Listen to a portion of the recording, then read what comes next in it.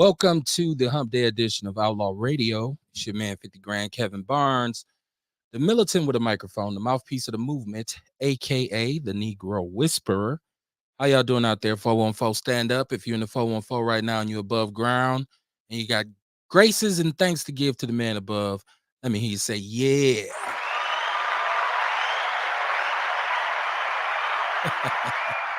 Look at your neighbor and say, neighbor, I made it.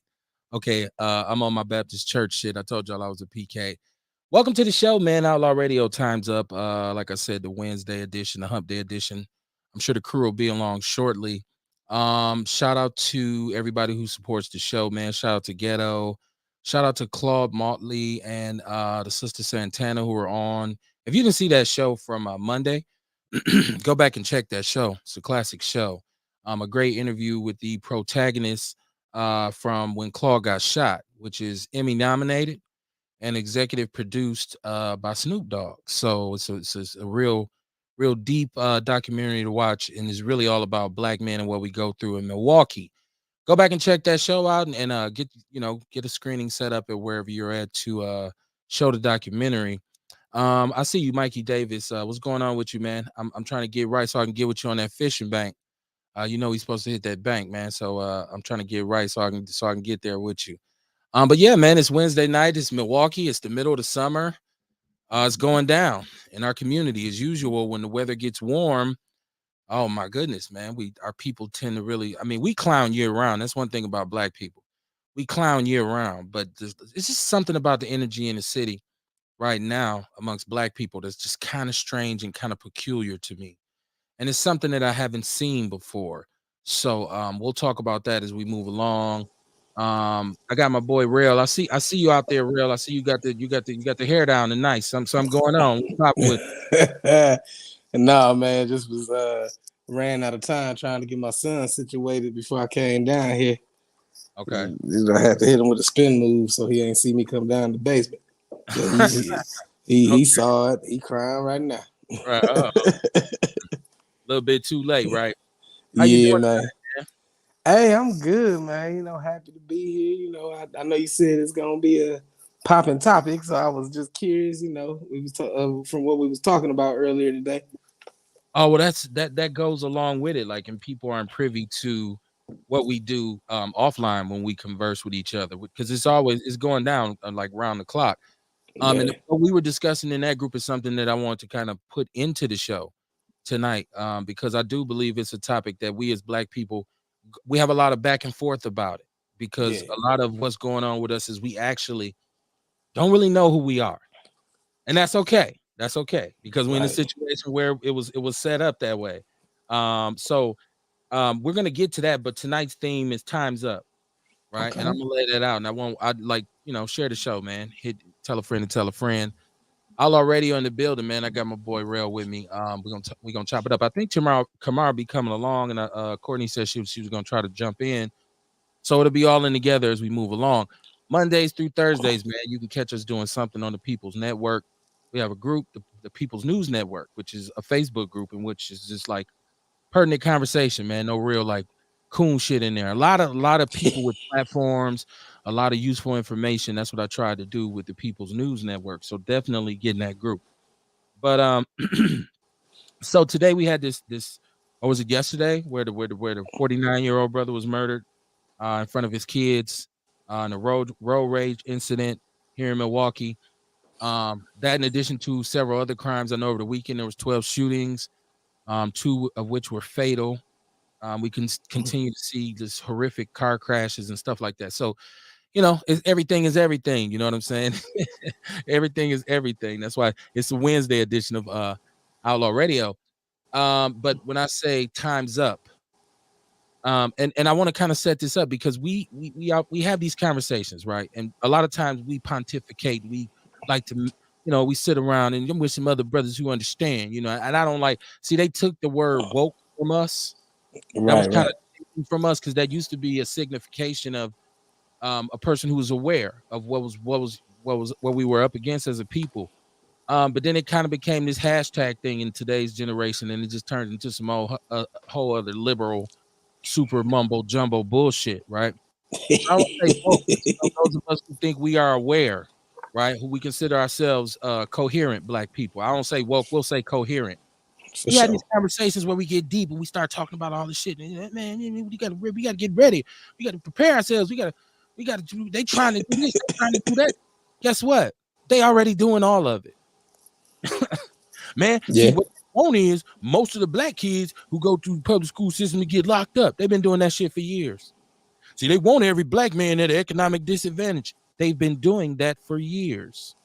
They want us to kill ourselves. We have been doing that for years. It's time up for the let's get ready. See, all this shit is falling on our heads and we still in the preparation stage. We still getting ready. We still, oh man, they trying to, no. Most of this shit they've been doing the whole time. You just weren't aware of it. So once again, the way we speak, the way we kind of strategize and kind of get with each other, I think sometimes the scope just needs to be adjusted because a lot of us still talk about what we up against like it's 1965 when the revolution come. What the fuck are you talking about? Like It I'm will sorry. not be televised. It will Right, not. right. I mean, I hate to come off like that because I'm totally down with black people having a movement, you know, for our empowerment and whatnot. But it has to be right and exact. It can't be built on rhetoric. It can't be built on you going around being super hard and religious about some shit somebody told you, somebody else said.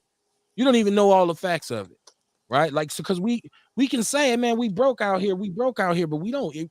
A lot of us, because I know people who listen to Outlaw Radio are very informed. We are aware of what that means. We're broke. It means the disparities in our incomes, the disparities in ownership, the disparities in who owns what, even a position in terms of the disparity between CEOs on their end and business owners and entrepreneurs. See, we have black people, we say, man, I'm an entrepreneur, I'm starting a business. White people say I'm a venture capitalist. You feel what I'm saying?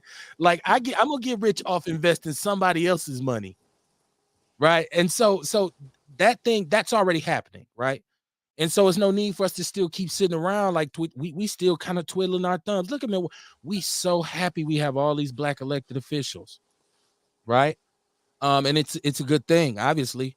But now you, as the shit rolls on, you start to kind of see who is dancing by what tune, right? And whose funders said what, and who's guided, you know, who's a ventriloquist doll versus a puppet, because a puppet has strings. A ventriloquist got somebody hand up his ass. A ventriloquist doll. That's two totally different perspectives. So I want people to understand that. Because you understand any elected official is going to be one of the two, either a puppet or a ventriloquist doll, because the big money going to pull the strings or control whatever anyways. It just depends on how you let them use you. When it comes to voting rights, we say, man, they trying to take our rights. They're trying to keep us from voting. They already doing that. They've been doing that. As a matter of fact, our Supreme Court here in Wisconsin took the liberty of making the absentee voter drop boxes illegal for the next election, right up under our nose. They're doing it. Time is up for the plan. We got to get right. Listen, so what that means is in the 2021 election, 70% of the voters or 50% of the voters were absentee voters. We know here in Wisconsin that the absentee votes from Milwaukee County turned the election in Evers' favor from Skippy Walker. So this Republican-based, these conservative justices said, "Oh, we ain't gonna let that shit happen no more." They done it. They didn't ask people, "Hey, they done it." So once again, we're preparing for something that's already here. Like we a day late and a dollar short. So I wanted to talk tonight about the areas where they actually are already in effect and effectively crippling us or trying to cripple us, I should say. So that was kind of part of what I wanted to talk about. That's why I said tonight's conversation will be very interesting. The number's 262-202-5131. It's Outlaw Radio. We got a chat room. Hit like, hit share, hit follow. Go to the YouTube page, the Twitter page, the Instagram page, all that good shit. So when I'm talking about we're still preparing, because we still got black people saying, hey man, we should be gardening. We trying to get the people to learn about growing their own food, because these people trying to poison us with all these kinds of preservatives and all of this processed food. They've been doing that. We've been eating, but how we eat more McDonald's, Wendy's. I was just watching the Food That Built America, right? I was just Yeah, watching this because I'm one of them dudes who loves history. yeah. I watched this on the History Channel, the foods that built America. So they talk about all the iconic foods and brands that we eat. And when the fast food industry with McDonald's and KFC and Wendy's, these are institutions that were actually established with the intent of them being suburban restaurants where people in it, because America was changing. So people in the suburbs want fast food. They can go drive up, they can go and get their hamburgers and their fries and have a good time. There were very few in the black community. Wendy's, Dave Thomas was the first one to say, you know what? I'm going in the hood. Right. And that was like in the late 60s. Wendy's was the first urban fast food chain. Now, of course, we had moms and pops and greasy spoons and all this kind of stuff. But we talk about fast food with French fries. After this, he blows up. So then KFC jumps in and McDonald's jumps in, and thus you see today when you're driving through the city. Shit, if I want a quarter pounder, if I want a Big Mac, if I want a double stack, Burger King, all this shit's right in the hood now. Popeyes right in the middle of the hood. So I said that to say we keep telling each other we got to get ready because these processed foods and this fast foods, they trying to kill us with it. They already killing us with it. We still preparing. Meanwhile, you still preparing. The shit's already happening. So go ahead, bro. Y'all got to step in and interrupt. Oh, that's all good. It's just funny. I mean, I'm listening to you laughing. But I guess I could say this. I mean, yeah, they've been doing the shit, but once you understand, like before you can free a slave, they must first realize that they are in bondage. So realizing what they doing to us is step one. So yeah, they have been poisonous. I mean, shit. I just seen an article the other day saying they suing Skittles and shit because of Toxic. but we always knew that shit. I've posted posts that said, hey, most of the shit we eat in America is illegal everywhere else. I've posted that.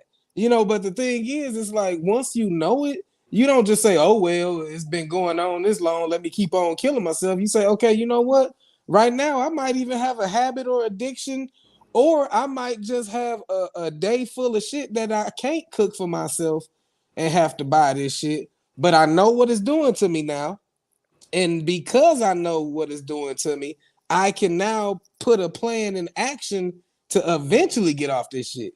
I mean, I used to have to work second shift, and that's one of the worst fucking shifts in the world, man. Like second shift just kill your day. Yeah. You by the time you wake up and wipe crust out your eyes, time to go to work. Yeah. But then you stuck at work till everything closed. So it's been plenty times, I'm old school, so on my way to work, I'm checking in with the home base. Hey, how's it looking? Do I need to grab anything on the way home? I don't know what we eating tonight because I just shit. Okay, well, fuck it. Let me hit up Popeyes on the way home. I know what it's doing to me, man. But sometimes, so to counteract that shit, I pulled out the slow cooker and learned how to whip a crock pot. Hell yeah. Because I do not like depending on anybody else. So it's like when thankfully I ain't second shift no more. But then it changed to I'm on my way home, take that shit out the crock pot, whip up some mashed potatoes with that shit. And you know what I'm saying? But because I knew what it was doing, the shit, and I think that's what we fall victim to. We want to see immediate results. Sometimes we have to, like the easiest way to do something is bust that shit down. When I was trying to lose weight and stuff like that, when you try to think of a week of dieting, it'd be like, ooh, shit, goddamn, that's too much. But when you just be like, you know what, I'm gonna try to eat right for breakfast.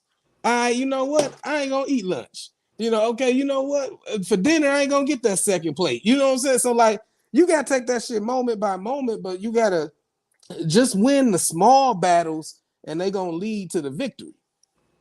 Courtney, what it do? How you doing tonight? I'm well. How y'all doing? What's happening? We good. Like I was trying to move my Wi-Fi shit to a different room, right? So it wouldn't be no issues. But then when I moved it to the other room, the shit did not connect. I'm like, nigga, no, what have I done? So nigga tried to take it back to where it was. Like, shit, let me hook this up. So my bad, I'm here now. But let me tell you, I haven't welcome to had the show. KFC maybe since KFC was on 19th and Atkinson. My mom used to take me to get the know nothing plug about when they that. had the honey barbecue wings. You That don't was know dope. nothing about Honey that. barbecue was popping. But You don't know when I nothing was in about no Dubai 19th and last Atkinson. summer, and I had some. When I was in Dubai, everybody was in. It was all the places in the mall. It was all the fast food places, every nationality type of food. And I'm like, man, let me see what this KFC hitting on over here in Dubai, nigga. It was nasty, wasn't it? Oh, that shit was so fire. I ain't never had no shit so goddamn good and so fresh. I'm like, what are we eating? I don't know what the fuck we eating if this tastes like this. See, I heard a lot of fast food places. Right. That's probably what it is. We instead of that hormone shit we've been eating over here forever. And so no, go ahead, Real. Oh no, I was gonna say that's probably why they say shit nasty in other countries, because it ain't got that high fructose corn syrup and MSG that take our shit to a whole nother level. Right. America like that little razzle dazzle. That like that little twang to it, like St. Water. We like that little twang. Look, I understand that you have a dense population. And those having a dense population means you got to be able to produce food in high quantities at high speeds, right? And so mass production is a son of a bitch, and then you got to transport this shit, and they might have to sit in the warehouse over here and sit in the facility over here, and if it come up with some kind of faults or flaws where people get sick and shit, then I'm out of business. Salmonella and all this, I'm shut down.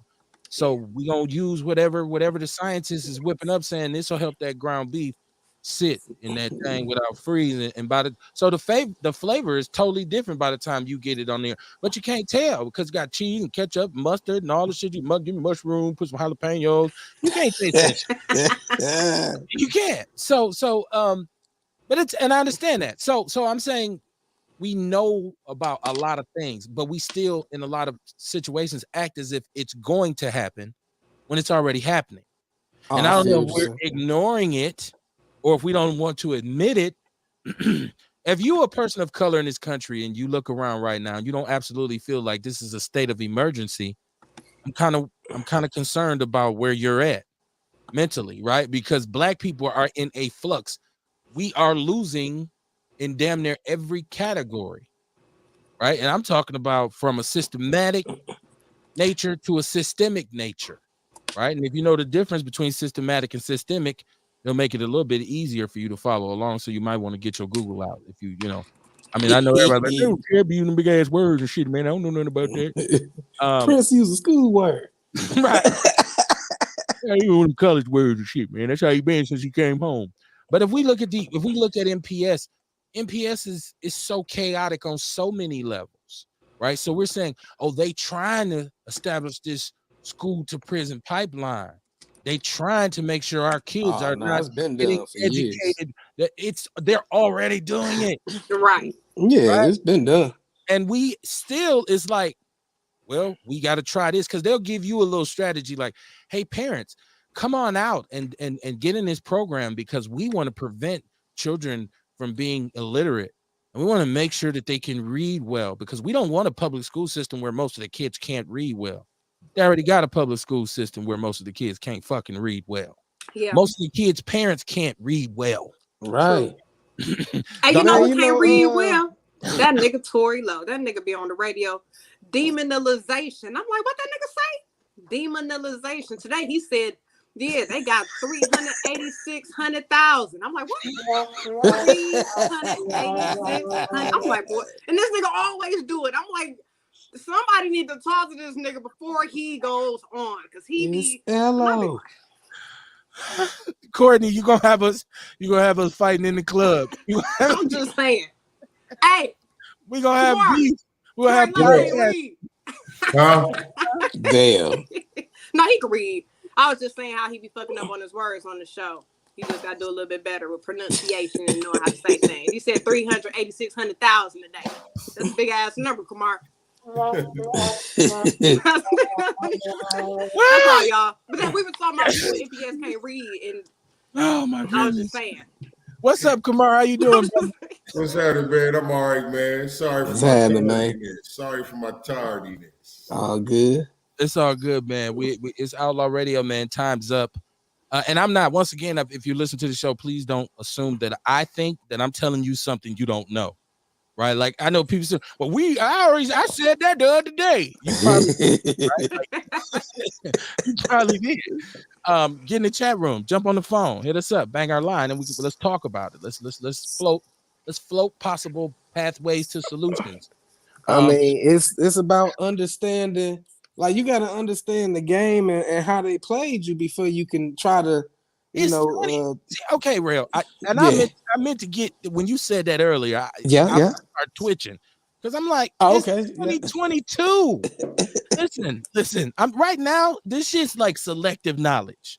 What you mean? It's just because you choose not to know. It's not hidden anywhere, and you can't say, "Well, you won't hide something from a black man put in the book." No, this shit's on YouTube, and we skip it most definitely is to watch some bullshit. So it most definitely is, man. And it's human nature. Human nature is to do the path of least resistance. So if shit take too much, like even when I learned how to hustle, man, I learned you gotta kind of treat. I ain't gonna say treat people like, okay, you gotta make it easy for a person to spend money. Like you can't say, hey, you want to buy my book? Here, go to this website and catch it. No, you gotta have that shit on deck. Hey, you want to buy my book? Right. I got one for you right now, right here. Right. Matter of fact, you ain't got the full 15. Give me the 12. Right. And you oh my bad, fam. No, it's all good, man. I was just saying our people love convenience. Perfect example, like one of the sisters who I be vending with in the co-op. I was on Facebook one day, right? And I'm scrolling and I see her. She posted something of one of her products that she was selling. Somebody jumped on there and commented that they wanted that product. And she posted her website. And, I didn't say nothing at the moment, but the next day when we was out vending, I saw her. I told her, I said, hey, look, you mess around and lose a sale, you'll miss a sale like that. If somebody in your thing, like, I want that, give me your number. Tell them to come on.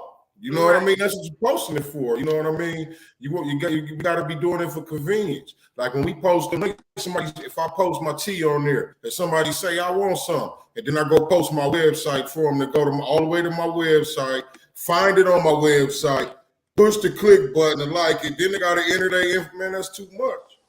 Our people gonna be like, man, fuck it. I'll catch them when I catch them. And that's how you kind of, unfortunately, or fortunately, I don't know. You got to spoon feed motherfuckers knowledge. Like that's why I got into it, and that's why, like, even the first chapter of my book, I strategically wrote that shit in a way that captures people's attention and pull them in, because now they got some skin in it. Now they invested in that shit, and now they gonna keep reading the book because now, oh nigga, you done got me emotionally entwined in this shit. I got to see what the fuck happened next. Like you gotta find that hook or a way to spoon feed people, because the knowledge is out there. It could be right in front of their face, but sometimes damn near some people need a motherfucker to read it to them and put it on the chart. So that's where I stand at being mostly disappointed. Right, I'm mostly disappointed that at this point in period in time in 2022, we're still talking about shit like it's the 1950s. Like I said, we the whole language about black progressiveness and black empowerment, people who really consider themselves knowledgeable or good at it, for the most part, that you're gonna meet, still talk about this shit like they in a fucking blaxploitation movie. Say, man, we got to watch the man and get on our toes, and man, the pig is coming and all this. Listen, man, it's still motherfucking 1968, bro. Oh man, where you gonna be at when the revolution come? What is it gonna be driving? How can I ride? Is it a bus? Is it a train? And so the real message is lost in rhetoric. So a lot of people be like, that just looked like more trouble than it's worth. Right? Like we got to bomb something to prove a point. No, the fuck we don't. Which is usually, in a lot of cases, we just got to be on one accord. So when they do something, we can counteract it. So that means if you're doing something in our community and you're a guest in our community, meaning like a business owner of some sort, some of the interlopers that we see in our community that do all kinds of foul shit, but are still allowed to conduct business there because we won't stop fucking spending our money with them. We ain't got to blow up shit. Right. All we got to do is stop. All we got to do is stop spending money. Right. People can't even we stop. saw So that that's with the Sherman Park uprising. You know what I mean? We saw that thing with that gas station over there. You know what I mean? I say it all the time, man. 1 month, them motherfuckers had to drop their gas prices down to 99 cents a gallon. You know what you think would happen after 4 or 5 months to that gas station? Well, 4 or 5 months later, they burnt it down. But no, I'm just saying, like if we'd kept on what they did, but if we'd kept on with that strategy, is what I'm saying. You know what I mean? Right. I mean, that's how the I mean, ultimately, that's how the bus boycotts were successful because they stopped spending money, and that shit went on for like at least what was it, a year or two, where they carpooling and shit. Like they was dedicated to not spending money. Motherfuckers was chauffeuring other families around just so that they wouldn't spend money. You just made a very important point. Oh yeah, okay. Just named the Montgomery bus boycott from the 50s, right? Which was engineered by what ended up being the SCLC and Martin Luther King and his whole movement, right? You know that there was civil rights activists before then. There were abolitionists. There were Harriet Tubman was sneaking down south, you know, smuggling motherfuckers back across the border like Mexicans. Right? I know it's racist. Fuck it. But so it was all kinds of movements that or people were speaking out. Marcus Garvey and all these people were just like, man, we got to do this. We need this and we need that. The Niagara Convention, the NAACP comes along, right? This shit don't take steam until they stop riding the buses. Yep. And then all of a sudden, a lot of bread was lost. And motherfuckers like, come on, Negroes, we'll let you ride back on the front. And so instead of us, you know what, we cool. We don't even want to ride in a motherfucking bus. We just gonna get our own bus company, right? Instead of, you know, with the Black Panther line, whatever it would have been. You know, black people, pit bull mixed with Rottweiler line. I don't know. Instead of Greyhound, right? Right. Chihuahua band. If we'd have done that, first of all, imagine the size of that company now, if we stayed into it and supporting them, and imagine the change in direction we would have been able to establish all over the country because we would have caught on and said, y'all know what? Really, if we just stop spending money with them, we'll be good. Instead, the attention became focused on, look at them marching, getting hit with bricks and sprayed with fire hoses, and they still nonviolent. Man, this is how we gonna get our freedom in the country. Propaganda. No, the fuck it wasn't. It did not work. Propaganda at its finest, man. But that's right. I mean, shit, first you got to teach people propaganda. Have them study Edward Bernays and, you know, stuff like that. Because to what you saying, fam, I don't know if you fuck with Dr. Claude Anderson, but Dr. Claude Anderson said him and his family owned plenty black bus companies. I think in North Carolina, he said they own black bus companies, black taxi companies, all kind of shit. He said what killed it was the integration of the bus line, and black people felt like they were doing something by riding the white bus. So he said it came down to that phrase, white ice is colder type shit. Oh yeah. So he said, but he pointed out that that's what happens to all our great shit. Like even the Negro League, you know, we chose to shut that shit down if they would just take one of our people. You know what I'm saying? So it's we are our biggest obstacle when it comes to shit like this, man. Now we don't have any unity. Like I said, at least back then they had like some type of unity. You know what I'm saying? Motherfuckers was shiesty a little bit, but you know there was some type of unity. But now, like I told y'all, the guy got shot yesterday for telling somebody to slow down. Like that shit crazy. Talk to motherfuckers nowadays. So brothers trying to get together. Hey man, we need you to stop spending money. Like, well, man, we can't talk to each other to correct each other because we don't control other faculties. So that the ability to do that is in our community is the tallest midget syndrome. We all midgets, you just want to be the tallest one. Right. Like, so because so many other faculties are out of whack, we don't have the ability to because first of all, there should be an understanding amongst all of us that, hey, bro, it's little kids out here, man. Can y'all slow that shit down? Oh, my bad, player. Now, I don't know what happened in this particular. I watched the news. And Courtney had put it in the Word Mob Outlaws group or chat and all this. And so I seen it, and it sounds like from the tributes that I see for this brother on Facebook, he was well loved, and he was supposedly a good dude. I don't know. He's not. I'm pretty sure. 6 degrees of separation in Milwaukee. I can, ask somebody, say, okay, dude, man, at one time we was over there. Yeah. I'm like, oh shit, that was dude. Yeah, Right. that's how it be and shit on the north side. You're like, oh, it sure was, wasn't it? Like, but so yeah, and that's a horrible tragedy. And God bless his kids, because his children was actually with him. But once again, we talk about murder and violence. Once again, that shit crazy. I was sitting up one day, and I was feeling some kind of way, just late at night, and listening to music. And I come across Self-Destruction, the hip hop song about to stop the violence movement. Self-destruction. You're headed for self-destruction. I never had to worry about the Ku Klux Klan. So I'm jamming, right? I'm sitting there like, man, hip hop was deep. And then I said to myself, wait a minute, this song was made in 1988. Yeah.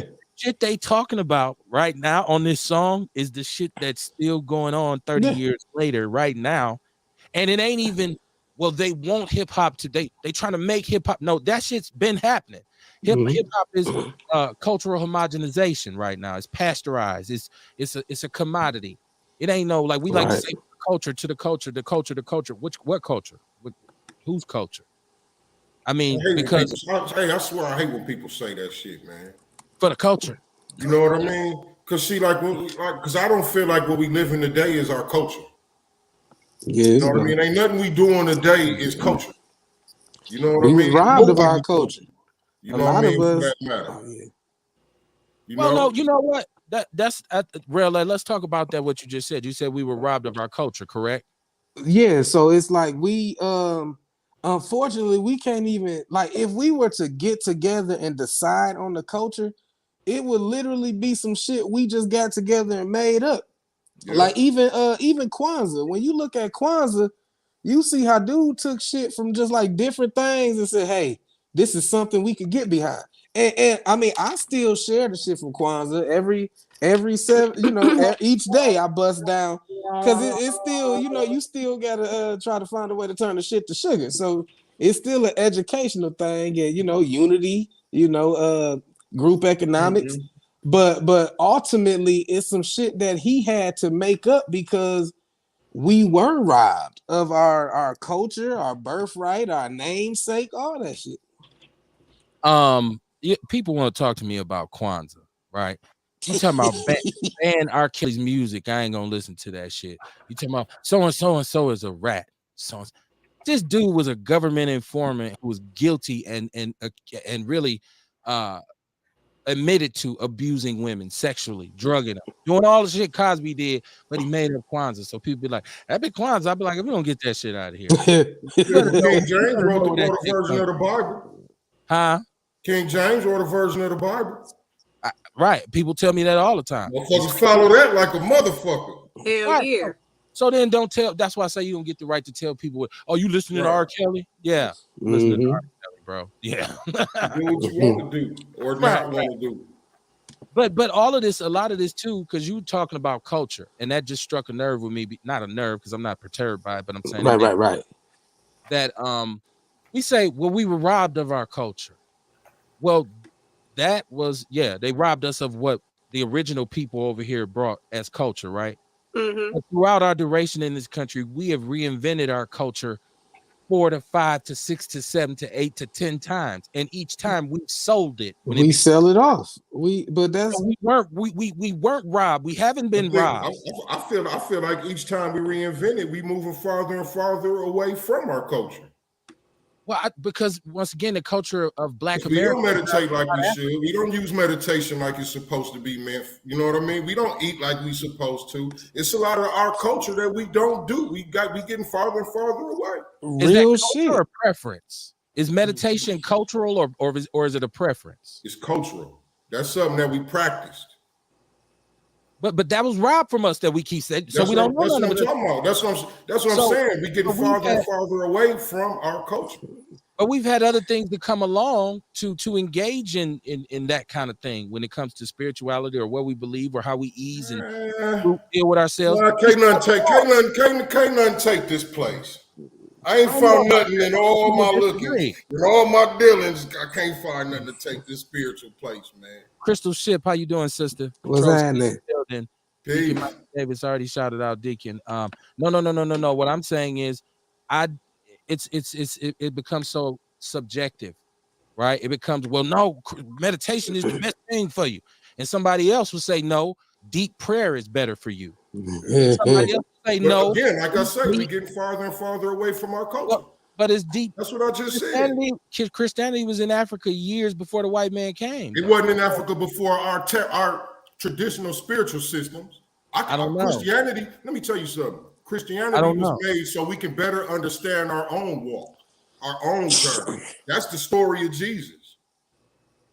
Based on what the white man's version said. We don't know what the original understanding of it was if it was in Africa before the white man came. You don't have to listen to me if you don't want to. I heard what you said. I got on headphones. I can't help it. But you want to talk about what the white man say, so you can have that. That's fine. That version of Christianity that we talking about, that comes from, you referenced the King James Bible. That was earlier. I referenced the King James Bible because I was talking about, we was talking about Koganga or Karanga or whatever his name is, and why some people don't practice Kwanzaa. And what I was saying was, well, King James was a horrible motherfucker too. And he rewrote the Bible, but people still follow that. He wrote a version of the Bible that most people consider the blueprint for what Christianity is. That was my point. That's what, when people say, but the Bible, most of them are referencing the King James Bible. And in that version of Christianity, there's the story about Jesus. There's the however real it is or it isn't. Now, we don't know if the original inclination of Christianity that was in Africa before King James put his hand on. You don't know. I don't know. Y'all don't want to believe. I'm believing in what I read and what I know in some things. I ain't saying you have to believe it, but what I'm saying is you don't believe it. So let's talk about. Because I feel like we don't know. We'll never know because we weren't there. We can read many things. They saying they know it. They saying they know it. You and I don't know. It's literally written in stone. It's literally written in stone. 40,000 years before the first Bible was ever conceived of, and you are right. Christianity was in Africa before it was bastardized by Constantine. Right. But even that Christianity was an offshoot of the book of coming forth by day into light, or the what they call it, what they call it, Book of the Dead. They call it the Book of the Dead. It ain't the Book of the Dead. It's the book of coming forth by into day by night or some shit like that. But that a lot of, like, even the 42 laws of Ma'at were took and turned into the 10 commandments. So there are historical evidence of. Answer this for me. Yeah. Is Jesus in that original version? That's where I'm headed at. Jesus is shit, man. But was there anything before? Jesus is a concept. Jesus is even when people be like asking me, so you don't fuck with church no more, do you believe in Jesus? I believe in Christ consciousness. I believe what he represented, which was the higher self, the highest man, when you operate out of connection to your divinity. Right. Even Jesus said, have you not read that ye are gods? Seek ye first the kingdom of God. The kingdom of heaven is within you. Everything that I do, you shall do, and even greater things. So I don't say anything that is strange to the Bible. It's just that, unfortunately, most Christians that carry a Bible every day have never read the shit, let alone studied it to understand. I'm trying to close the door for sure. And that just means make a point, right? For sure. Right now we just sound like we're in the 700 club, right? Yeah.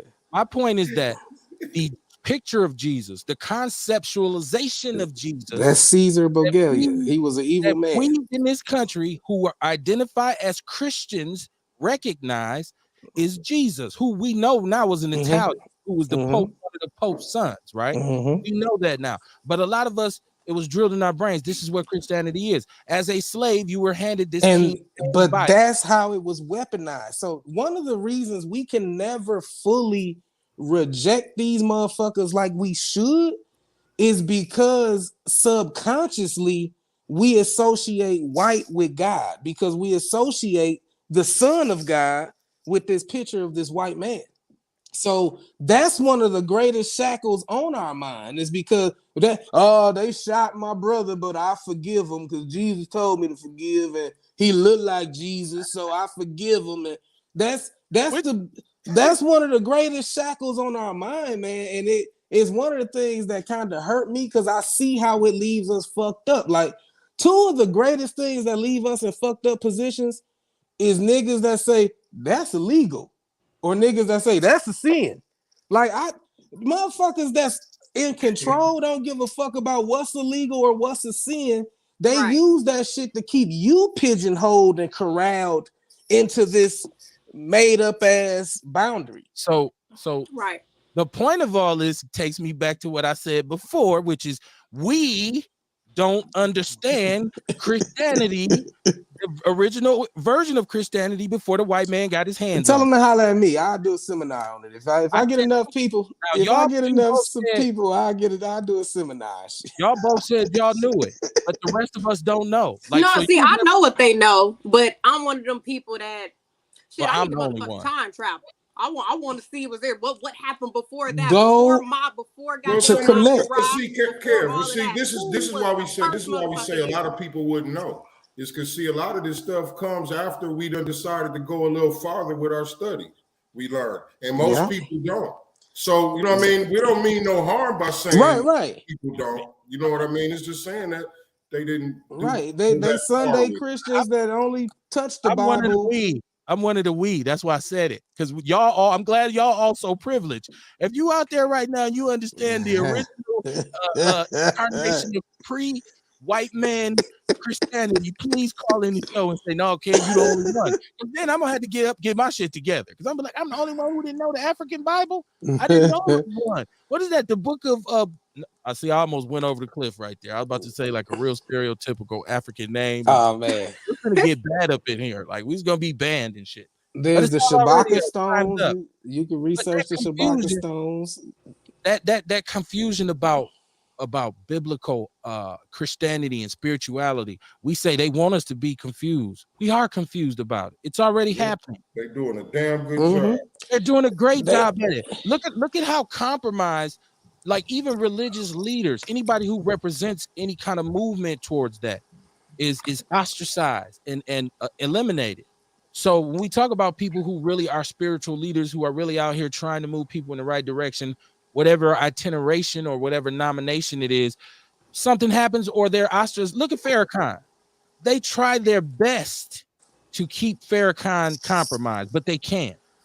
They can't. They if you walk in a room full of white people as a black man and they ask you, well, what leaders do you think you like to sit down and if you have a conversation with? Because I was asked this in the training one time as an icebreaker. They said, if there's anybody throughout history that you'd like to sit down with, a great historical leader, who would it be? He was John F. Kennedy, Abraham Lincoln, Ronald Reagan. All they got to be. I said, if I could really go historically, first it'd be Adam Clayton Powell. But then I'd really like to sit down and have a conversation with Mr. Farrakhan, because I believe Farrakhan is the most effective black leader we've had in a long time. You could hear a monkey's knuckle drag the ground in that room. Like a monkey in thousands of miles. I'm talking about them white people.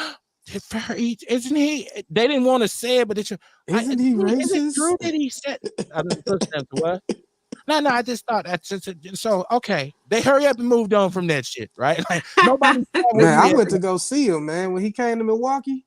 Right, man, that was one of the greatest experiences of my life, man. Like, cause I grew up Christian, so I never really even fucked with Muslims. But the organization them brothers got, like, I mean, I still wouldn't fuck. You know, I don't fuck with that Abrahamic religion at all. But I'm not doing the what's the kook name too that they use, the Scientology cat where you got a Dianetics where they say, you know, L. Ron Hubbard. Yeah, Dianetics. I'm like, you know, that's nah, son. I'm cool. But they were so organized, man. They had the brothers going in one interest, the sisters and children going in the other. They was respectful. That man, it's just the beauty to see our people organized and with dignity.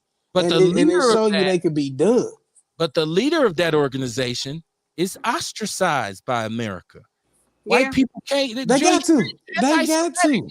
He doesn't like white people. What if he did? What if he? Okay, so check this out. Yeah. you should be in a position where right now, if you a black leader and you came out and you said, you know, y'all right, I don't like you motherfuckers. Y'all be on some bullshit. Next question. What the fuck is the problem? Because Right. what's the difference between these white leaders who throw the rock and hide their hand, but they couldn't give a fuck about you at all? A lot of these old conservative judges on the Supreme Court who did this Roe versus Wade, who did this sneak bullshit in Wisconsin about making the drop boxes for absentee votes illegal, they wouldn't piss on you if you was on fire. Right. They don't give a fuck about a black person. They don't give a fuck about civil rights. They don't give a fuck about none of that shit. Look, I believe in the Constitution. Okay, first of all, we go back to our founding fathers. Please don't bring up your founding fathers to me.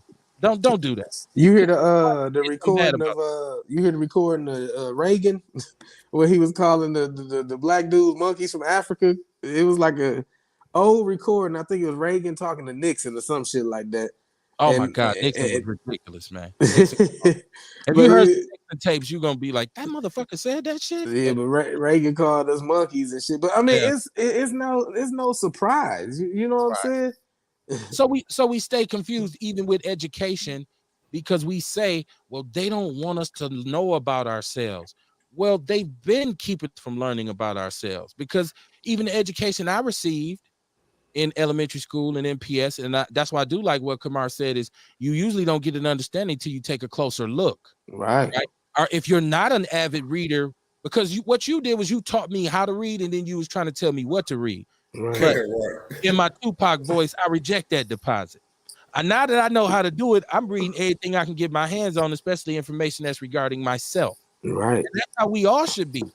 And I'm saying, you can't tell people, no, fuck that. It's time to make this shit a norm. It's better to know better than not to know shit. Exactly. And so right now, I feel like not knowing shit and being dumb is like, you want to talk about culture? To me, that's cultural now. Like that's what they push is culture. I mean, and then like I always talk about it because I understand how programming and propaganda work. And radio programming is that programming. TV, television programming is programming. So, but even with what Kamar said, though, I'm going back because I just feel like starting some shit. I want Kamar to get riled up tonight, start yelling shit, turn his camera on, call me like "fuck you," stir my cheek. My cock is working. You talking about culture? Let's talk about what culture is because earlier in the day, Brother Rel and Courtney and myself and Kamar in the Word Mob in the Outlaws in our chat group. We were talking about black, how we identify. What is black, right? What is black culture? Who are black people? Why are we black people? What do you consider yourself? All this is in the game. So if you got something to say, hit me up. I see you, Ace Cooley said, what up? He's in the building. What's going on, Ace? But we were never given like a, what they say, we don't have a nationality because what? We was niggers. Then like niggers, and then what? Colored? Was it colored? Involved meditating. Negro, colored, African Americans, Afro-Americans. You know what I'm saying? I'm not an African American. I'm with Kevin. America created black people and African American. Right. No, what that culture that they stole from us was gone. So you had to reinvent your culture. Yeah. Right. And it took us farther away from ours. We've done it. If we take a direction with literature, we're gonna take the same thing and write it this way. We're gonna play our music this way. We're gonna dress this way. These are gonna be in our community. This is cultural. How we prepare. We're gonna go to schools that teach us about meditation. We're gonna go to schools. We're gonna learn about our history. This is our culture. Some motherfucker come in with a book or with a price tag and buy that shit, and it's gone. Then we reinvent some new shit. Okay, we lost jazz, we lost blues, we lost rock and roll. We're gonna do some hip hop shit where we get the kids to learn about who they are, where they come from, knowledge of self, be aware, wear African medallions, red, black, and green, X-Clan, Public Enemy, all this shit.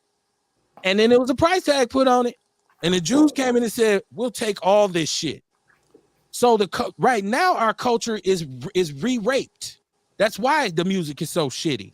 That's why the messages are so shitty. Because the last wave of positivity we had, we stole that shit. And then what did we actually get out of it? We have more black millionaires and billionaires than we've ever had in this country. And we still begging the white man for money for our schools. We still got hungry people in our community. We still got teenage girls who can't take care of their kids. Yep. And all this can't see, we saying the same thing, really. You know what I mean? I'm just saying we getting farther away from our culture. Like in I'm our just trying to be on my traditional, side. listen How what I'm everybody saying. else got Each their other own side. shit though? Traditionally in our culture, we wouldn't be letting our people go hungry. We wouldn't be letting our people do bad. You see But what that I'm built saying? up. That So built what I'm up. saying is like No. we're adopting this new shit, this Western culture, this Western shit, the way we eat, the way we act, the way we talk, everything we adapting this new shit. And it's taking us farther and farther away from ours. We not family orientated. We don't love a lot of the men and women don't love each other no more in our culture. You know what I'm saying? Is your kids is out here running wild as a motherfucker. Don't talk about Old people, they getting shoved into group homes and they getting taken care of. Traditionally, the old people used to get stuck. We would keep them at home, and they still have stuff to teach. You know what I mean? So, like, I'm just saying, you know what I mean? Like, we do have a culture right now, but it's not our culture. Well, it's got to be re-refined. We just sold it off. Hip hop is sold. We waiting on the next wave right now. It's got to be a new. And we like I said, What we the had fuck is gonna jazz. come after what we got going on right I now? think God. it's the way of life. I don't know. I don't know. But I tell you, what we haven't learned is when we do sell these things off, we don't get anything in return for them. So it's harder to it makes it even harder to start over and reinvent, because like Kamar said, now you just really lost because you done sold the foundation of everything. Now your ass trying to get back home. Now Aaron Brown said, why are we called black when we're brown? If you want to refer to yourself as brown, I feel like you have the right to do so. Some people in this country proudly claim the title of African American. I do not. I cannot identify anything African except for my skin, except for some of my physical traits. I don't culturally, structurally, I don't connect with Africa. And the Africans I've met, I haven't had positive interactions with them. People say you need to go to Africa. I'm cool. I'm good. So you got Indian folk? Supposedly there's some of that in there everybody too. Native American to mine. There's a little Jim Dandy in it's here. It's the same thing. Right, that's what I said, baby. We are, man. We all from everywhere. We the same. It's a little Jim Dandy in here too. It's a little Winarski in there. It's a little white in there. Don't identify with it at all. It's in there. It's black. It don't have no color. It don't have no light. It's black. And we collectively identified as this at one point when people could still get on page and said, okay, fuck that colored shit. Fuck that Afro-American shit. I like that shit. Black shit. Okay, that's us. So that's who we are. But now people say, why are we black? We brown. Right? It's because why are you tall, but your name is Robert? Right? Like, what the fuck? It's your name. It's not how you look. So people say, why do we call ourselves black? We're not even black. I am black, though. I am black, and I support other black people. I'm not African, and it's okay for me to say that. I'm not African. People say Kev a sellout. Whatever. Hey, I accept the term because that's what my people go by. That's the only reason. You know, people talk about nationality. How the fuck you know what nationality to claim? Right. You know what I'm saying? How the fuck you know you a Moor? How the fuck you know you Moorish?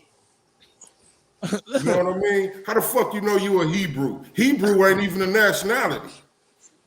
You know what I'm saying? And these niggas want to argue. You know what I'm saying? Listen, I'm telling you the truth. When I would speak with my mom, a lot of where I'm centered at comes from my mom, right? Who survived Jim Crow, the Jim Crow South, and went through the civil rights era and all this kind of phases that we went through. And when I would speak to her and say, Mama, what would you prefer? She would say, I'm black, because I damn sure ain't no African. I damn sure ain't no American. So I'm black. We black people. They made sure we don't know shit about none of that. They kind of erased that out of our DNA.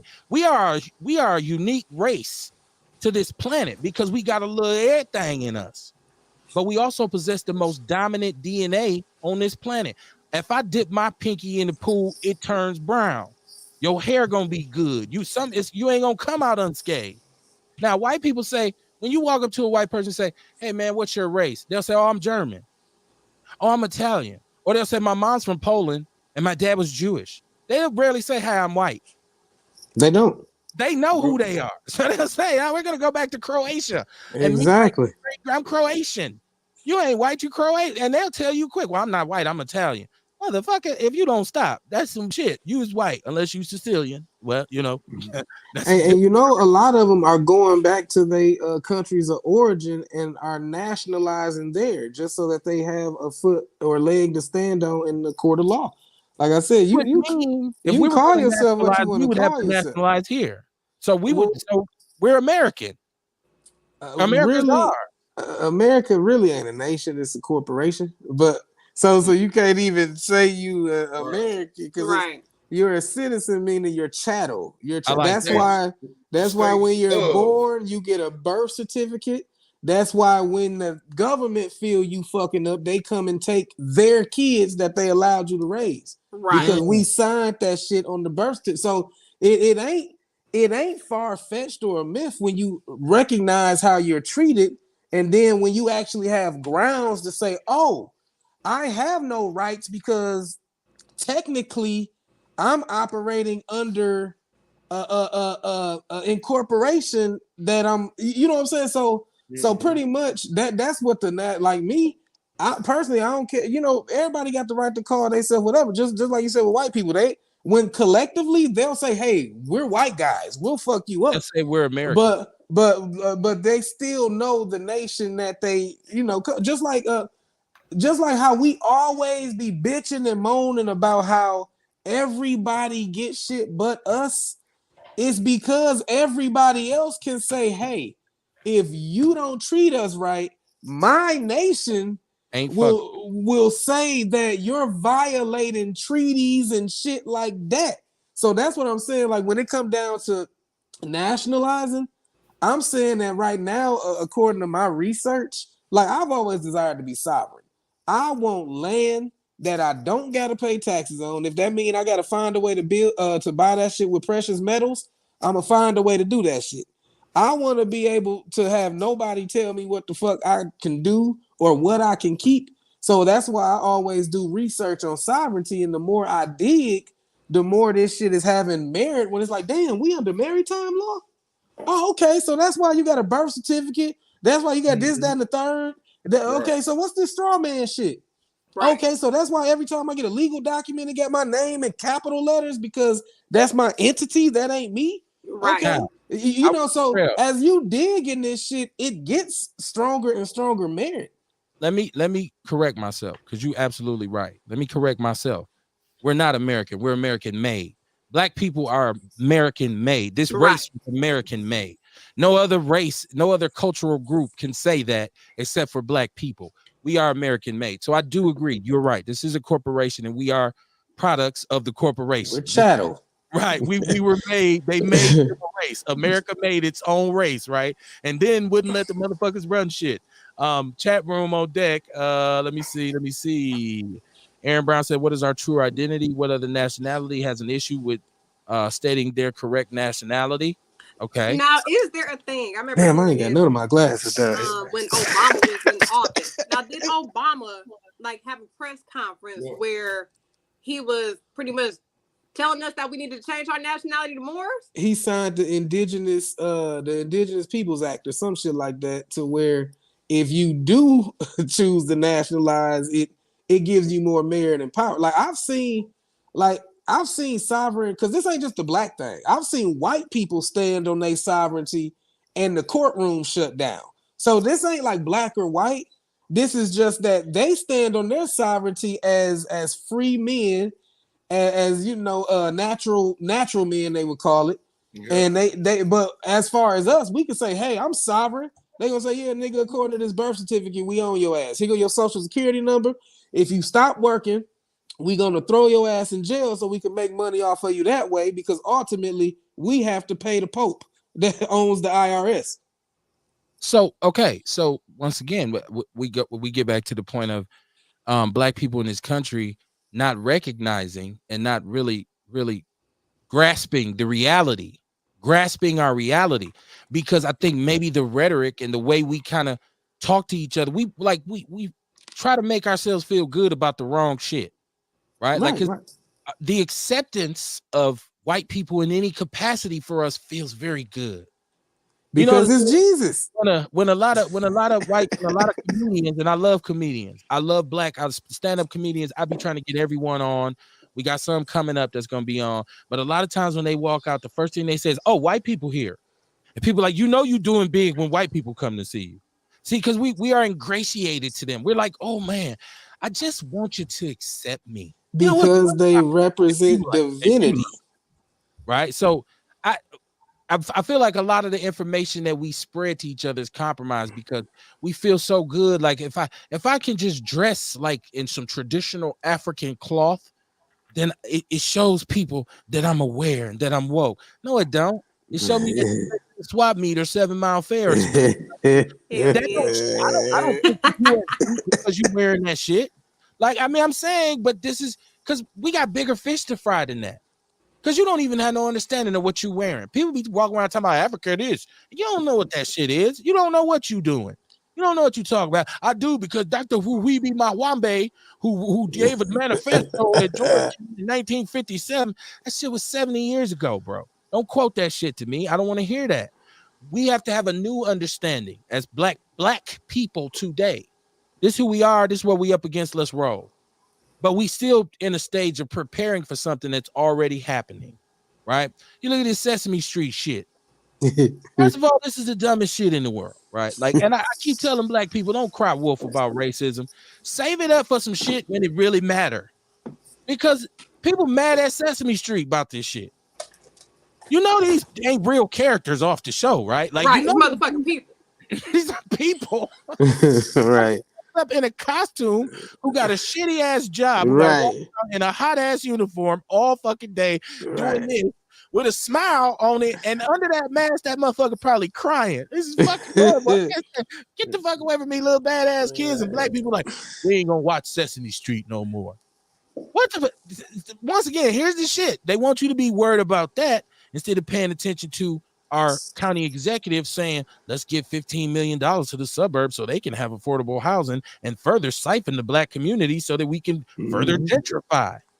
They ain't paying attention to that because they worried about, you see what them Sesame Street people did to them kids. Now, it was some cold-blooded shit. I believe that organization should just fire them, dude. That's a no-brainer. You fuck with the kids. I mean, but is it really going to lead to further gentrification? Or, you know, like somebody else said, or is it just that poor white folks going to get, you know, privileged first and just now they got some better housing out now there. They living in lofts and shit. You know what I'm saying? Now they out there. Don't mean that they gonna give us the privilege. Cause shit, I remember I was trying to move down on the east side when they start building shit up, and they make it difficult for niggas. Like, but you got proof of child support?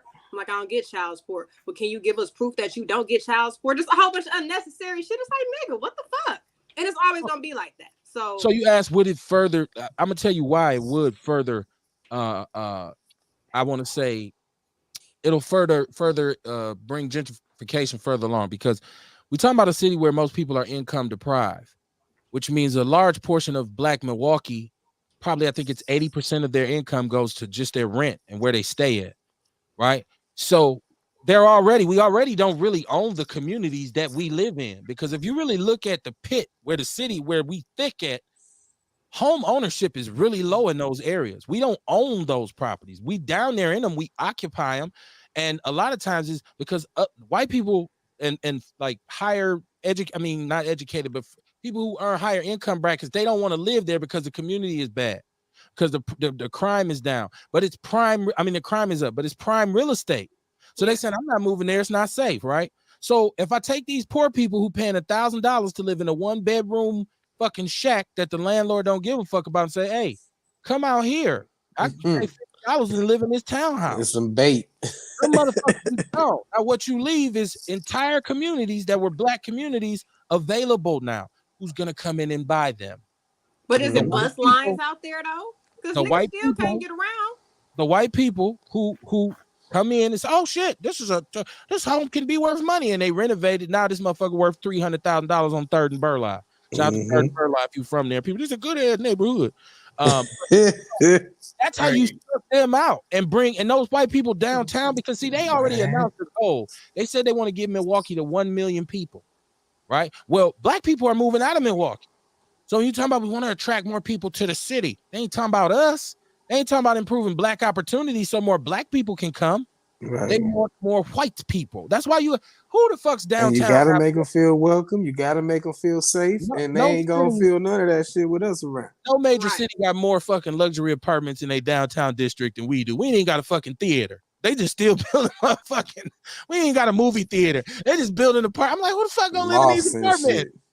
because white millennials don't want to live in the suburb. Right.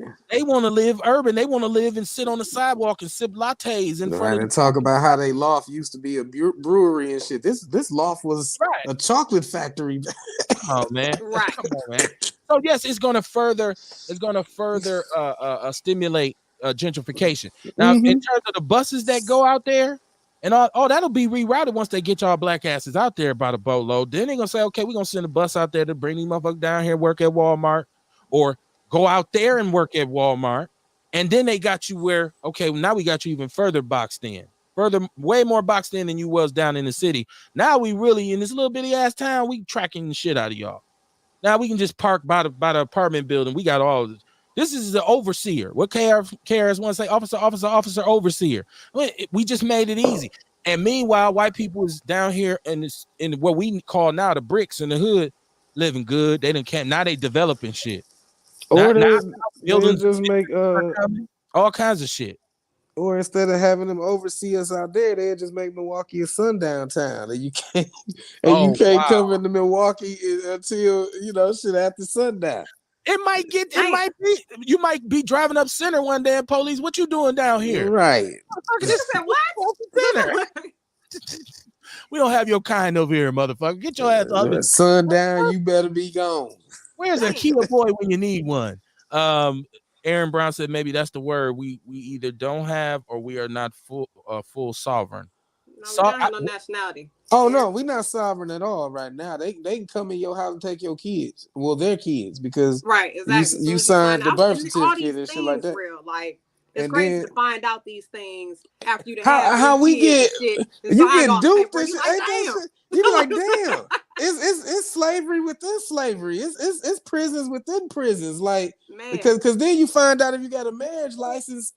Okay, so birth certificate is basically signing your kids to the state. The marriage license basically saying any product of our marriage, kids, are our property of the state. So they say that the birth certificate sign your physical kids. The marriage license basically signs your ovaries and shit to the state. Nigga. That's so before we even realized it, I mean, look, like one of my goals was to become a homeowner before I was 30. And that's the reason I treated myself to, my bar and shit, because I did it at 29. But that was my goal. And then when I became a homeowner, I'm like, damn, owning houses ain't shit. Like it's a it's a liability. It's like having a kid and shit, unless you got income property. But even with that, to get a decent tenant, you got to keep your foot up somebody's ass, man, because they will pay everybody else and they'll have a fucked up sob story for you. So that's one of the worst entrepreneur.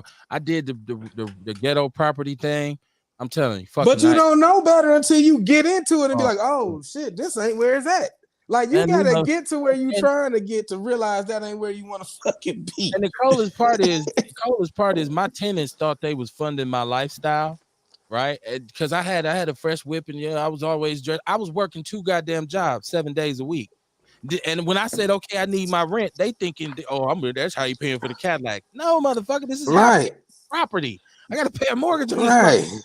Well, it ain't got nothing to do with the caddy, all right? So, but that's why they used to hate to come up off them little twos and fews. Then it's the constant, you break some shit because you don't give a fuck about it. Now you think I'm supposed to get up at 1 o'clock in the morning and come, hey, our door just got kicked in.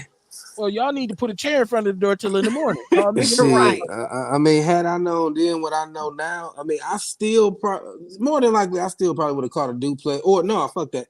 I would have caught a 4-unit. Anybody who ain't got a house yet, you can get a 4-unit and it's still considered a single family household, and you'll still pay the same loan as a single family household. So anybody who looking for a first time home buyer's home, fuck a house, get a 4-unit. That's learn that shit from my fuck ups. Shout out to the Sherman Park grocery store. Kamar, I don't know if you've seen this or if you've been over that's there. Dope as hell. And I want to ask all of y'all, because all of y'all are Black entrepreneurs, especially Courtney and Kamar. Are they open to carrying some of your products, or is there a section in there for holistic stuff like the detoxes or like can you get your stuff in there since this is a Black-owned grocery store? I'm sure I could. You know what I'm saying? I'm sure I could. I hadn't asked. I hadn't even been up there. Right. Okay. But you know what I mean? My plan was to go support them first. Get Okay. to know them and then holler at them about the tea. Oh, okay. You didn't want to just come up in there like, hey, motherfucker. Hey, Hey man, man, look, Right. spend your I money with sell us. stuff. Just Right. Get back to yeah. Newport. Now buy some tea, motherfucker. Right. Look, you in my neighborhood. Get down and lay Right. You know what Smoke I'm mob, saying? nigga. I buy all these lemons in this motherfucker. Look, come in with the tea. Like, I'm gonna throw these in here for y'all. So I'm Right. gonna regulate. Like, somebody come move this rice. I'm finna put this tea up. Right. Right. So I'm gonna need y'all to sell it Hey, at. get this Pepsi out of this cooler. Right. Real shit. Ain't good for the people. Throw this shit away. Throw this shit away. No, but shout out to them. And I should have had their the name of the brother and sister who opened it. Listen, one of our issues too that we're talking about, time's up. And when I look around in my community and I say, who sells goods in my community to my people? More often than not, it's not us. When I look at my sisters, when they want to get pretty and you want to, she want to do herself, get her makeup and her nails and her hair, and you go to Koreans doing the shit out of some foots. I do come in, you'll get your pedicure, manicure. What the fuck he say? Hey man, hold on. Because I'm always like, I don't want no man doing my pedicure or my manicure. If me and my wife done went before, I'm like, hold on, not no dude. No dude ain't finna be fondling my feet and all that shit. Pause. I'm not finna do that. Hey, we coming up though with the my one homie. We used to go to church together. Takara, she got that bijou nail on third. Okay. And now she even got a nail tech school where she's empowering other women to be their own boss through that. So we coming, and shout out to her, man. You know, cause she. See, once again, we coming. It's 2022.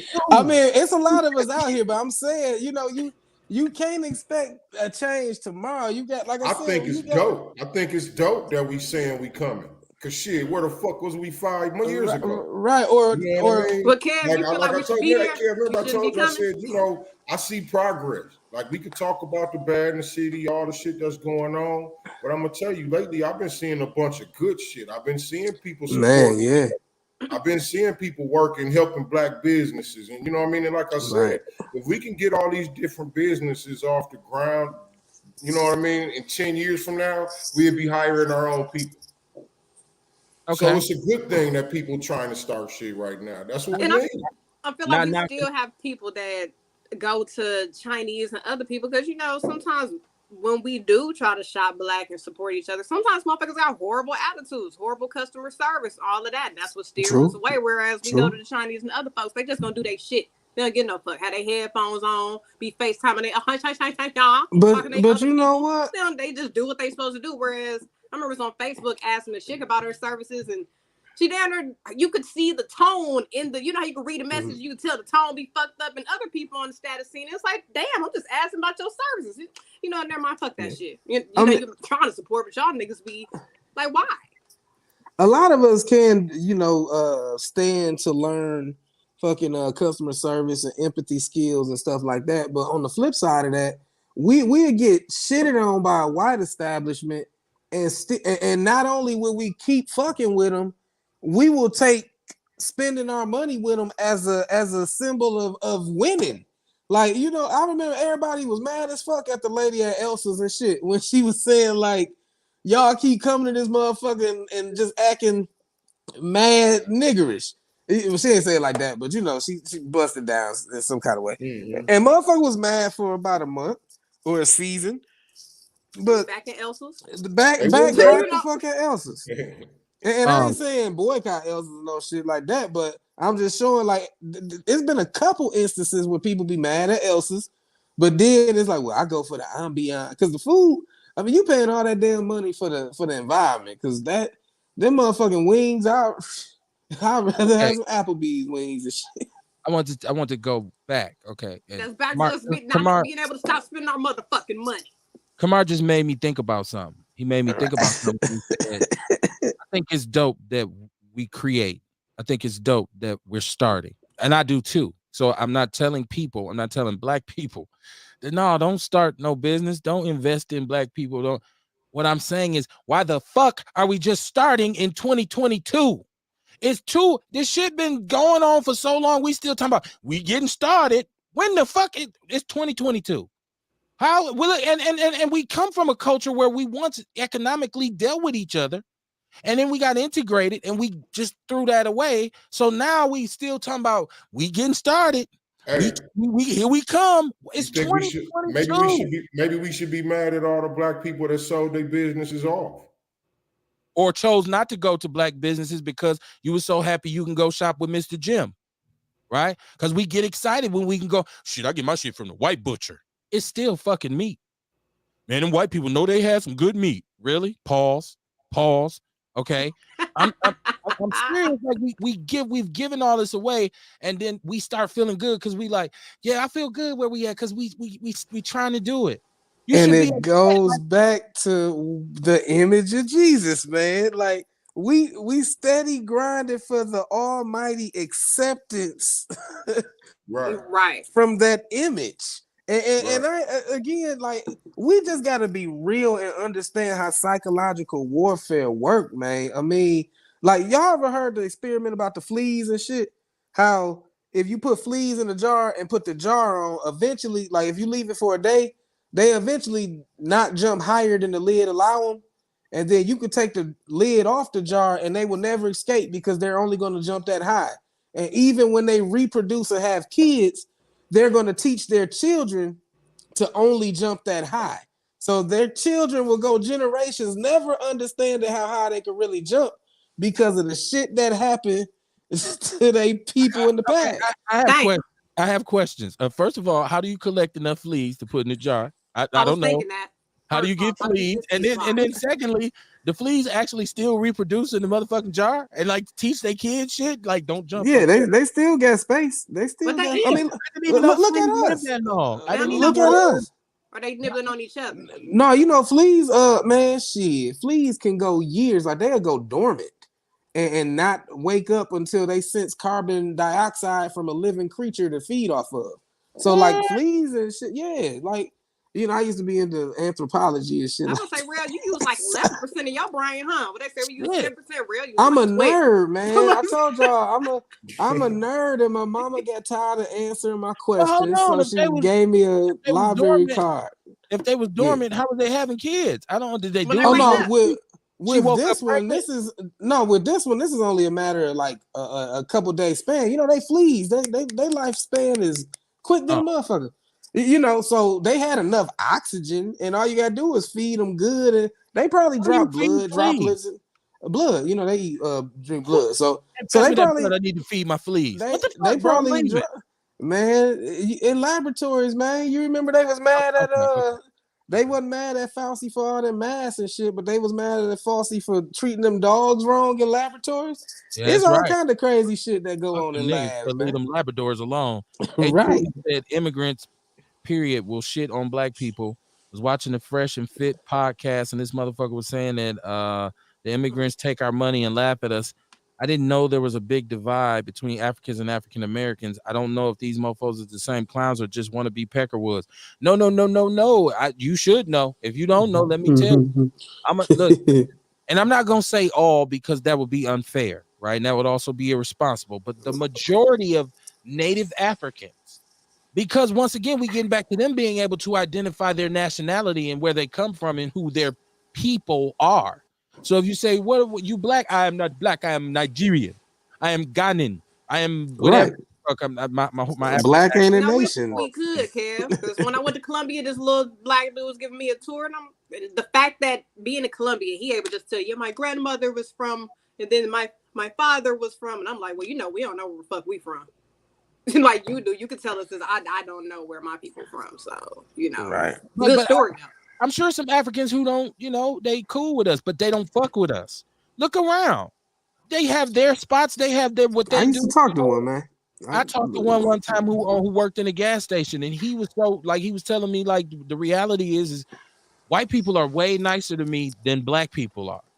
Because he's like, the black kids coming here, they call me African booty scratcher. They say all this shit to me. They make fun of me. They steal candy out of my store. They do all of these things. White people, they come in, I do not have these problems. I'm like, yeah, because that motherfucker just come buy your shit out. Then you won't have no store. Shit, at least he getting paid. Niggas stealing his shit. So I can understand. I mean, like when I talked to my chick back in the day, and asked her about the dynamic, she was saying according to her father, because I told you her father had 2 full-time jobs. So they look at a lot of us as, well, I can't speak for all of them, but according to her and her father, they look at us as blissfully ignorant and wasteful of our opportunities. They're like, in Africa, I couldn't work and make money. And you're telling me that you can get up and punch in your phone and you could either be a content creator, you can be a book author. Like, you know what I'm saying? So they're just more aware of the opportunities and the, like, but that's a lot of immigrants, just like Mexicans. When they come here, they just so happy that they can work and make money. They like like when you go on the South Side, and that's just something to show us too. When you go on the South Side, damn near every block got a food truck. So that show you that niggas can eat. People having businesses in the same business, everybody can still eat and get bread. But unfortunately, you know, they look at it like, man, they wasting their opportunities. They rather stay high all day, drunk, rap. And I had to sacrifice. Like I got friends from Sierra Leone, and it's like, man, shit, I had to sacrifice to get here. I lost my parents in the damn revolution. Like, you know what I'm saying? Like when you talk to some of them, man, like my nigga, he lost his parents in Sierra Leone, and his other relatives is in the UK. He here dolo in America. But he like, man, like he put me up on that StockX shit because I never was a sneakerhead. I thought that was a waste of money. But he was showing me how he would go to fucking Ross, buy some $30 sneakers, flip them on StockX for like $120. You know, he like, man, when I go back to Africa, I'm gonna start a truck company because a lot of villages ain't got logistics. So like he came here with a plan, all kind of shit. So they look at us like, damn, Yeah, that's y'all been here all this time with all this access. right. So they basically saying, well, why are you just getting started? It is 2022. Exactly. Why are you just now starting business? Exactly. I can't waste time with you. I got to. You want to waste your time? I'll leave you to waste your time, but you don't waste my time. Right. You know. But anyway, go there and fuck with it. And look, the conversation that I had with them even in school, Kenyans and Nigerians exchange students. Like it was a group of us brothers. Like we was football to football. We had a little thing, our little family, right? Them African dudes ain't fuck with us. Them African girls didn't fuck. The African dudes wanted nothing, but it was like they had a lust for white women. I mean, they was at white. We go out, we see them, and be like, oh, that's, you might know one because you can go, that's Mufusu now. And I ain't lying. It was some dude that was like their names and shit. So people like, okay, why you call them Mufusu? That was definitely their names. Right. It was something like that. Something or like Kofi. That. Right, something like that. That's, oh, you say what's up to him? What's up, man? Hey, Kev, how you doing? But him and his guys is at the whitery. They are there for we are here for white girls. And the African women was like, y'all ain't gentlemen. Y'all don't know how to talk to us. And then they was talking to white dudes. That's so that divine Christian shit again. Is that what it is? Because they got the old African Bible. Look, that's success to them. That's success, the inclusion with the white people. To have a little piece of Jesus. And I mean, you know, a lot of us be like that, Kev. You know how motherfuckers be like when niggas be too loud. Don't you be acting like that for these white folks. You know, motherfuckers. You know what? Most people, that's funny that you said that, because most people didn't give a fuck that Will Smith slapped the shit out of Chris Rock. They didn't give a fuck that a grown ass man got the shit slapped out of him on TV. It was like, how you gonna do that in front of all the white people? All niggas care about in front of the white folks. They'll set us back. Right. Have you ever watched the hockey game, motherfucker? They fight in baseball. Like nobody's like, you know, so I'm just like, dude, that's what you worried about? Ace Cooley says, sir, we just a bunch of spoiled ass motherfuckers that's sitting here bitching about nothing. No, absolutely not. Absolutely not. I don't think we bitching about nothing. I think we might spend too much time bitching. Right, because you know what they say, activism without activity is useless, right? Like, so I think we might be worried about the wrong shit more often than not. Once again, when I get back to the fact that we are celebrating, we got a black grocery store in a city that's over 40% black. We have one black owned gas station in a city that's over 40% black, right? White Arabs right now sell us way more chicken and fish than anybody. Once again, you're in a city, and this is on the north side, which contains a majority of that 40%. So We still saying, oh, we got a black grocery store and we happy. We got one, right? I know what people say. We had Lena's for years, and I don't know why their family decided to let that go. I don't know. Maybe they just didn't see the importance of it. I thought it was all the rats and shit. Because it was nasty as a motherfucker. But that's why I said let it go. Like you kind of let the business go. Like the quality, and so all of a sudden you like to smell like a giant. I think once you a grocery store and it's known around the city that y'all got rats and shit, like your business is going down after that. Well, it should, right? But I guarantee you, it's rats in these Arabs. Remember, they tried. I think they tried to clean it up. That one over on Fond du Lac. They tried to clean that up. Yeah. And then I think they was on Burleigh for a minute, and now that's a hair store. Like they was trying to spot. In Burleigh, the rats was in the cooler chilling. Damn. You look for ribs? These good ass ribs. But don't you for a minute believe these Arab stores don't have rats in them? Hell yeah. We would go. When I was with the Panthers, we would go in stores, and all you got to do is move the chips sometimes, or go to the back of the chip bags. In this, because them chips be sitting there, my rat holes bit in them. That you look down in the corner. Wait, is that a motherfucker? That's a motherfucking mousetrap. They got rats too, but we still continue to patronize them. I keep telling people, we as the Black Panthers went into Lena's when they bought it was Gauss when they bought the old Lena's on Capitol. And they had expired meat. Some of this shit was green. Some of this shit was. I'm like, ew. Why would anybody buy this? Out of date. But we filled up 3 carts. We had it. It went viral. We had it on film, on video. Pushed it up there. Got at the managers. Boycotted them. Black people was mad at us. Man, why don't y'all leave them Arabs alone, man? Them Arabs cool. Okay, you go ahead and eat these old ass pork butts. We fucking with Hakeem now, man. Nothing wrong with nobody. And any store we go up in the drugs in the tobacco stores, y'all selling legal lean K2. People be like, man, leave these Arabs alone, man. They cool in the motherfucker. Y'all get your ass up out of here. Right, oh, trying to fuck up our lean and our motherfucking K2. Nigga, what you doing? Right. That just goes to show you how we actually are. Like, and so when we say, well, they want to control the economy in our community, they already do. Mm-hmm. It's already happened, I guess. Yeah, all they gotta do is bring out a chicken sandwich. Fuck our economy all up. He said they selling us damn, we ain't got no chicken spots. Well, black owned fried chicken, like, because when you say let's run up to J&J's, get 50 wings, right?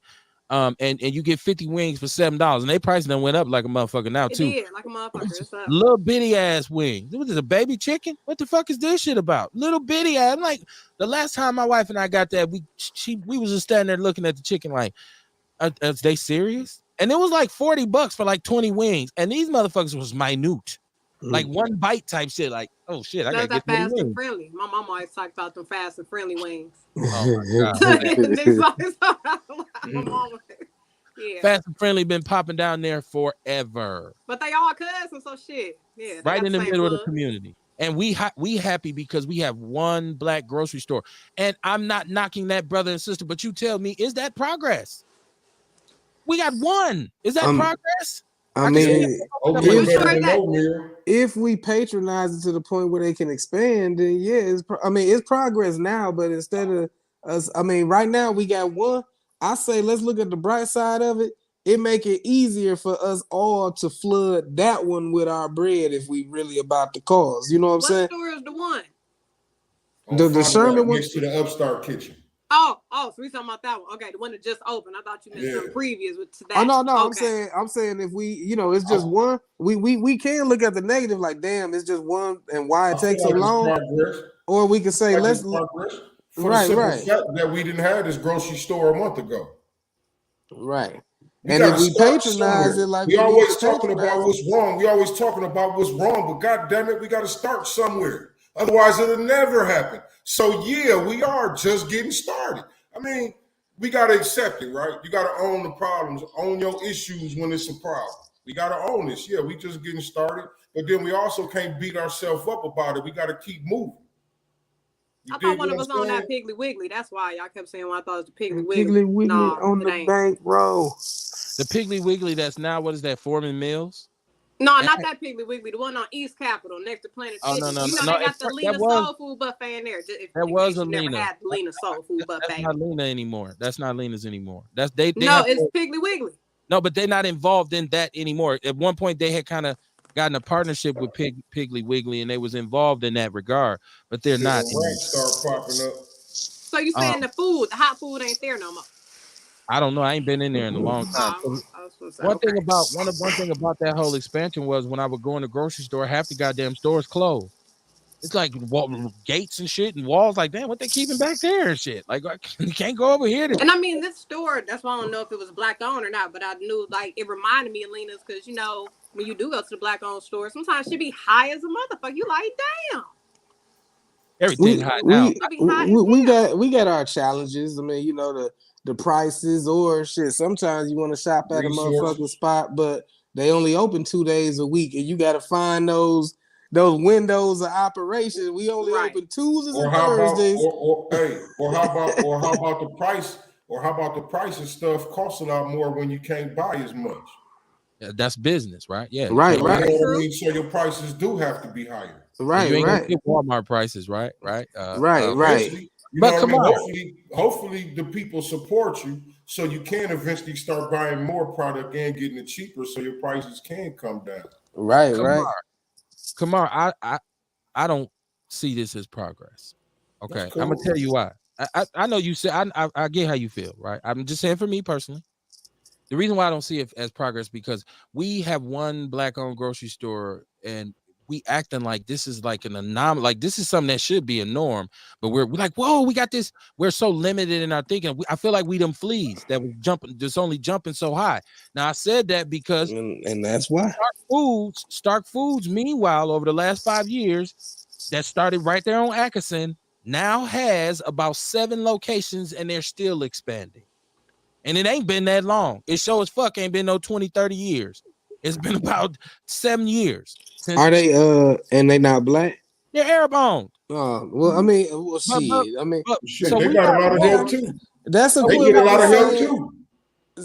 So that's like somebody running in the race, but we got our shoelaces tied. You know what I'm saying? Like there has been shit. So, like even with this, we can't say we just starting. Let's say we starting back because there were times where Bronzeville was popping. And you know, so let's look at it like that. It ain't that why are we just starting. You know what? Hey y'all, it's finally time to start this shit back. Let's educate people on how great these movements was. Cause ultimately, like Tulsa, Oklahoma, and shit like that, that was just one of the cities. But like even with that, they began to rebuild. What really fucked us up was integration. You know what I'm saying? Like they tear our shit up all the time, and we rebuild. We rebuild it better. But um, it's cool if y'all see this as progress, right? Don't so me as a black person, right? This is how I feel. Don't come to me telling me I should be happy because somebody owned a small grocery store in the inner city, and we supposed to be all happy when it should have been a situation where avenue was created where a bunch of black people could have got together and opened a chain or could have got one of these old pick and saves or one of these big grocery stores and established it. And there's one here and one there. When you announcing a franchise and saying, look, I'm the latest, the new pick and save over here, and this one is mine. That's what I say is progress. Now, people out there, if you disagree, you disagree. It's fine.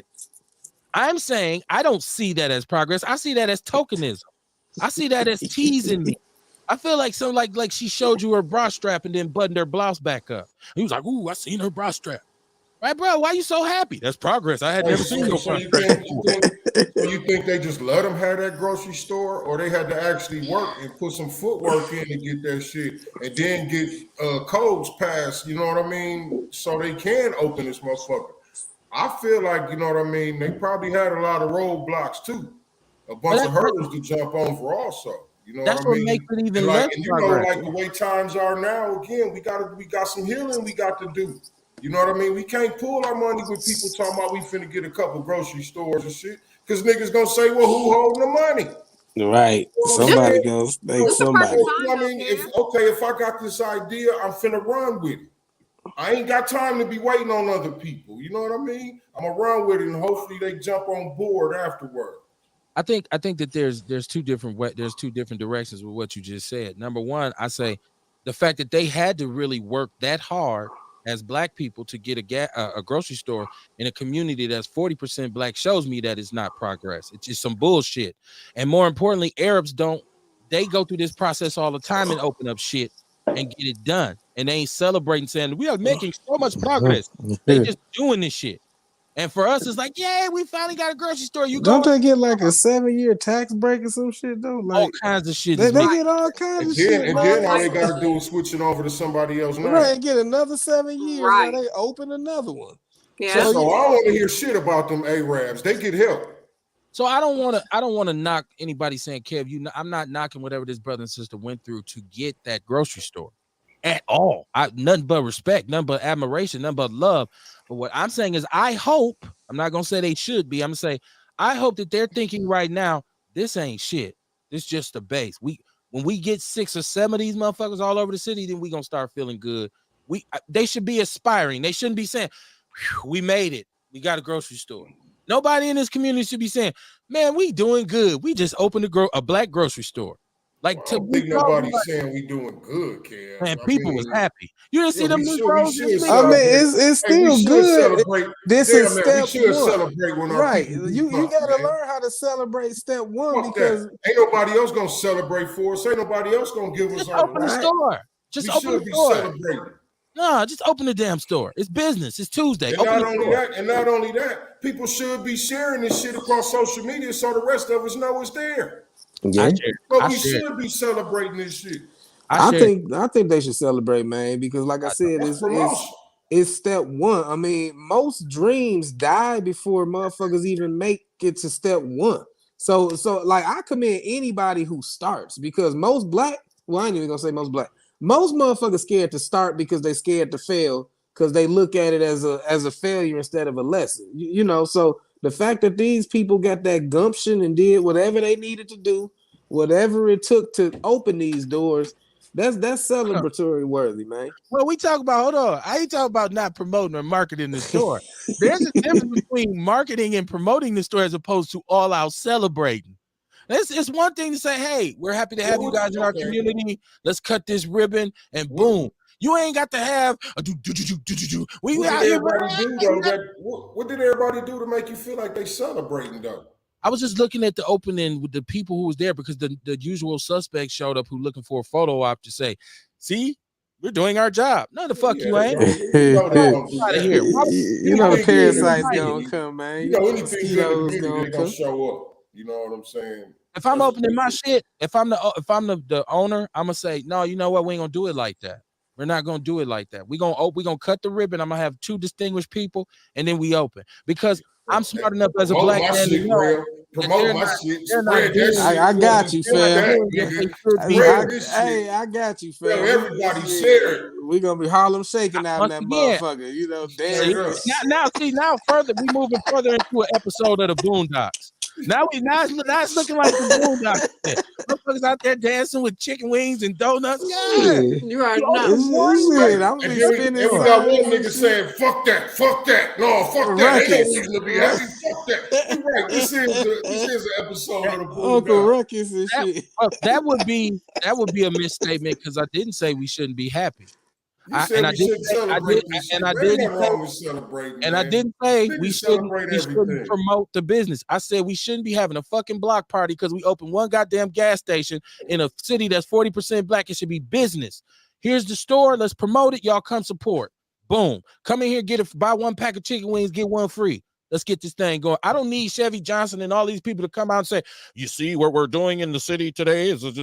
Don't you feel better as a black person? We should be upset with Chevy. We should be upset with Chevy for coming out when he feel like it mattered. You know what I mean? He didn't do shit to help the store. We probably should be mad at him.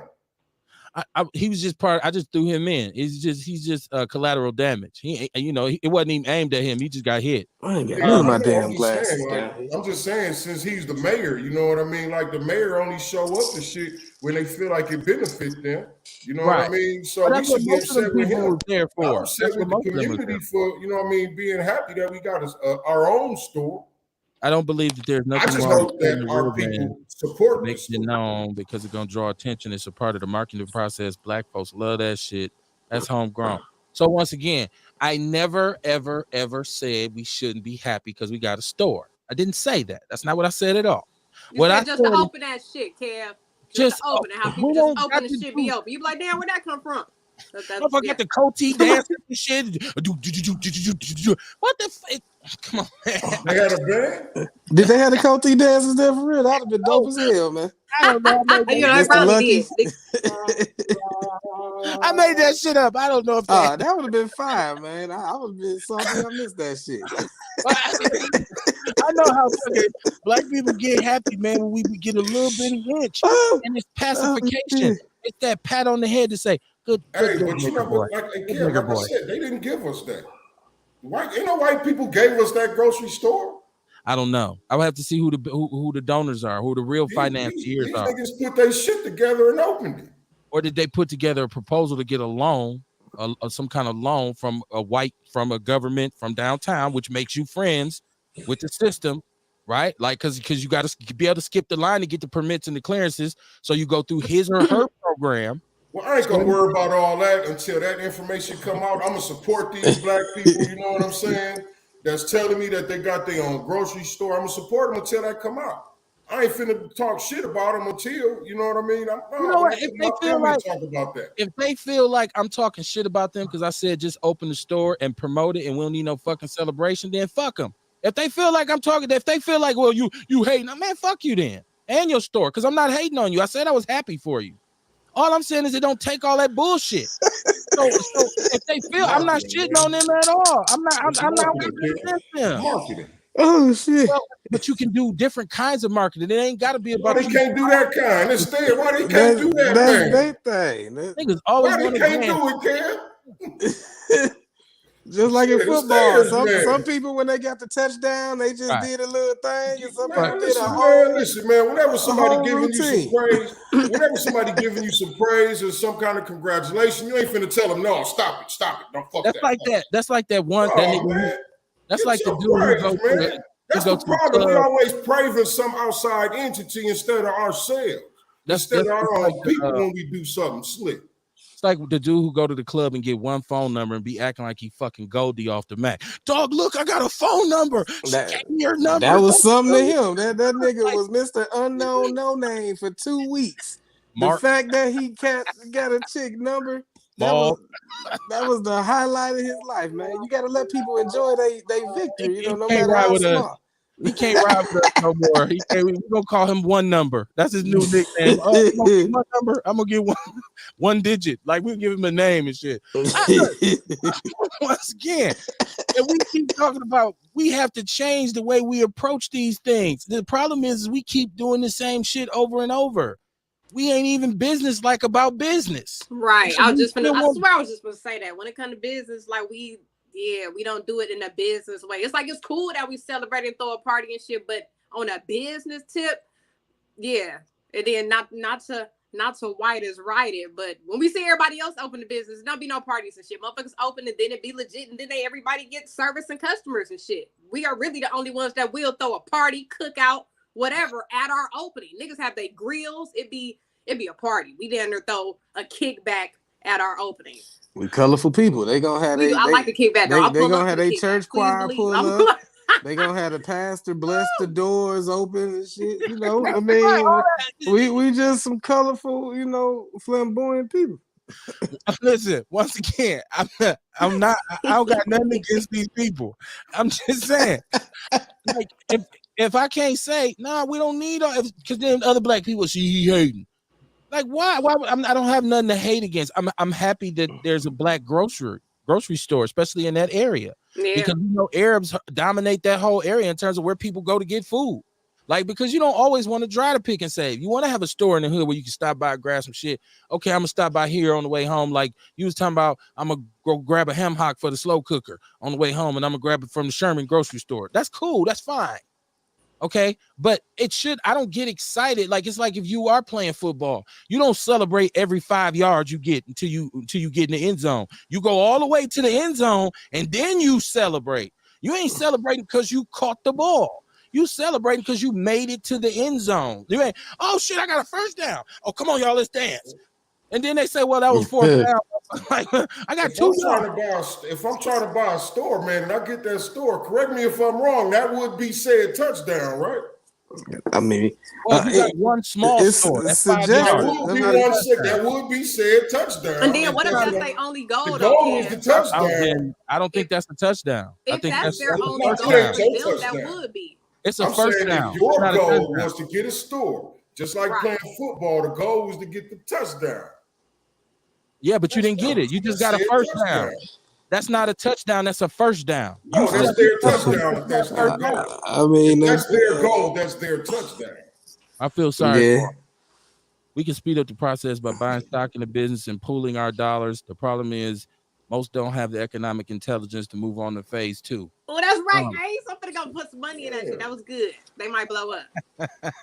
That's Maybe good. Hey, I'm gonna hit their ass tomorrow. So I'm thinking about yeah. Then we can do the Running Man when they open their second store and shit. You know like we get paid. We barbecuing that time, Kev. Fuck you, mean? Every time, man. I mean, look, you gotta think about we people that put our kids in a 3-piece suit for 5th grade completion. You know what I'm saying? We people that and be talking about he graduated. Motherfuckers dress like prom to have a fucking gender reveal. You know what I'm saying? I mean, you gotta understand, man. Like, motherfucker be on their 5th child talking about a motherfucking baby shower. Right. So I mean, shit, no, we don't celebrate that shit. We get peanuts and shit. So we gotta appreciate and celebrate the small shit, man. Got you, Kev. I feel like black people are happy prostitutes. I feel like we happy prostitutes. I feel like we can't neglect the small That's the best kind. As soon as we turn the trick, we want to dance. Hey, look. As soon as we turn the trick, we want to dance with the pimp. Daddy, I made you some money. Get your ass back out there. What you so happy about? Why you such an angry pimp, Kev? Damn. I'm not a pimp. Shit, I'm gonna step with her a little bit, baby. Look. See, I told you I believe in you. Right. Now let me see 5 more times of this. There's names for that. That's a chili bowl pimp, right? Like, come out the restaurant every time she get out the car. Give me that $5. Give me that $5. Like, come on, man. And this ain't about pimping. See, y'all make it, the show already deteriorate, right? It always deteriorates. I'm just saying. We need to put our nose to the grind and handle business instead of coming up to celebrate every time we do something. Like, we gonna put our nose to the ground tomorrow when we open the store. When they come tonight. We should be demanding that there be more grocery stores, more black-owned business.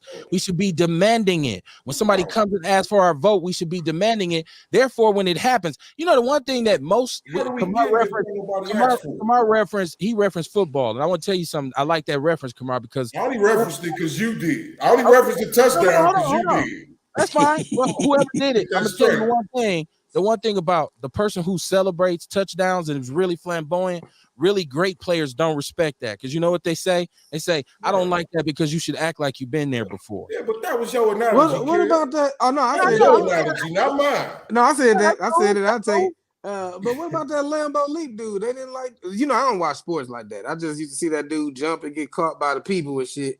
You know, did they feel like he was fucking up? That's what we get. Be happy like real. There's some people who don't like them, especially other teams. They hate the Lambeau Leap, especially if you're doing it against them, because that means you just scored on them. But so yeah, I'm pretty sure people feel a certain way about it. I don't think it's necessary. You got to do all that because first of all, as a black man, do you really want? Listen, look at a picture of some of these. It'd be hands all on their ass and all kinds. People be grabbing. I'm not cool. I'm not even feeling comfortable jumping into a crowd full of white people. Oh, hey. Yeah, it's wild to me too, but you know. So Ace Cooley said, damn, Kev, you might need to get you a pole in the basement to make yourself happy. Ask Rail, he look happy. I'm happy to the motherfucker, man, because just the opportunity, man, shit, I done been in the ICU 3 times, G. I spent my first Christmas as a father and a husband in the ICU. You know what I'm saying? So like, I really life is about choices, and I can choose to look at some shit or focus on something that make me feel fucked up, or I can tweak and spin my view of that shit to make me feel good. And like, it's about choosing your perception and shit. We can look at like, damn, why it takes so long, or we could say, all right, it took this long, but like you said, time's up, motherfuckers. Time's up for y'all to be running this shit. Here we come. You know. Okay, first, let's let everybody understand. I'm a very happy individual. My shit's great. Okay, my shit is great. That's awesome, family. man. I love. I ain't nothing about my life. I wish my shit would heal up a little bit faster so I can get my boots back. Hey, on it's coming. It's coming, man. but Sometimes where I'm at right say. now, Kev is happy. But let me tell you something, right? I don't waste time patting myself on the back. Because I don't got $1 million, I don't got 2 million, I don't got 3 million. I'm not fully empowered myself. So that'd be like me getting a new job with about a $10,000 raise. Of course, I'd be fucking happy, right? But we ain't finna be downtown all running down the street, me and my kids and dancing and hey, I might roll some, drink some and say, man, shit, and ain't got another job. But it's business because now I got to go to this job and be able to do the job and be good at it. And I'll celebrate when I get a better job or promoted at that job because I'll say, now I'm making progress. I didn't just get a job. That is my own personal standard of quality. I want people to understand that too. I'm not putting that on you. If you want to celebrate, you got moved from stock boy to cashier at Walmart, put the motherfucking rib tips on the grill, pour up some drink, roll some shit up. Y'all have a motherfucking party, right? That's cool. Right. Yeah. I'm saying Celebrate life. Winning is a mentality. All right. To be a winner. And if you have ever been on any winning team in any winning organization, they have a mentality. They don't celebrate small shit. They expect small shit. They expect success. They say, no, we ain't that. Okay, that's what we do. They celebrate real shit when we're in 15 countries now, as opposed to we just open an office in Detroit. Well, we open offices every day. So winning has to become a mentality. You would look at any great athlete, people get excited about Jordan and all these athletes. When you talk to them and they say, well, after the first championship, were you satisfied? He said, no, it wasn't time to celebrate. I was telling my teammates, we need to get ready for the next season. I want another one. This ain't shit. We only got one ring. People get right now say he only got one ring. Motherfucker, you need to make the high school. Celebration, though, don't mean that you're complacent. You know what I'm saying? Like I said, my goal was to get this crib by 29, but that wasn't where I wanted to end. Like shit, I was supposed to have 3 more fucking income properties by now, but I always pick ain't shit tenants. You know what I'm saying? So I have to take accountability for my role in my own destruction and shit. But this wasn't the end all be all to smoke and sip in my basement strip club. This is just step 1. Go ahead, Courtney. And we don't know what all that they went through. You talking about we should have more, we should be doing more. We know that white folks ain't really just letting us get shit like that as much as we should have. Like they not just letting us get shit and really they control the shit. Let me get a business. I think black people need to. I think the only reason it ain't more black grocery stores because ain't no black people stood up to do it. You know what I mean? Or we ain't gonna shop there anyway. A lot of the time, it takes for somebody to do something, for other people to get that idea. You know what I mean? And to start doing it. I can happily say this. I never neglect the progress of a baby step. You know what I'm saying? I never neglect the progress of a baby step. I also feel like, you know what I mean? I feel like whenever we do something that's good ourselves, ain't nothing wrong with, you know what I mean, celebrating yourself. Ain't nothing wrong with giving yourself props. Because shit, motherfuckers always giving the glory to Jesus all the time. So why can't I give myself the glory for a small step that I done did for myself? Because see, it's them small things that make you feel even better about yourself once you accomplish something. You know what I mean? I ain't saying nothing wrong about nobody, but I'm just saying that we need to celebrate ourselves. Ain't nobody been celebrating us at all. Mm-hmm. Exactly. You know what I mean? Kev, you don't think after my first event, niggas ain't go out? My first event at the Sherman Phoenix, niggas went out and had plenty Hennessy. Ooh, right. All juices, people to boss.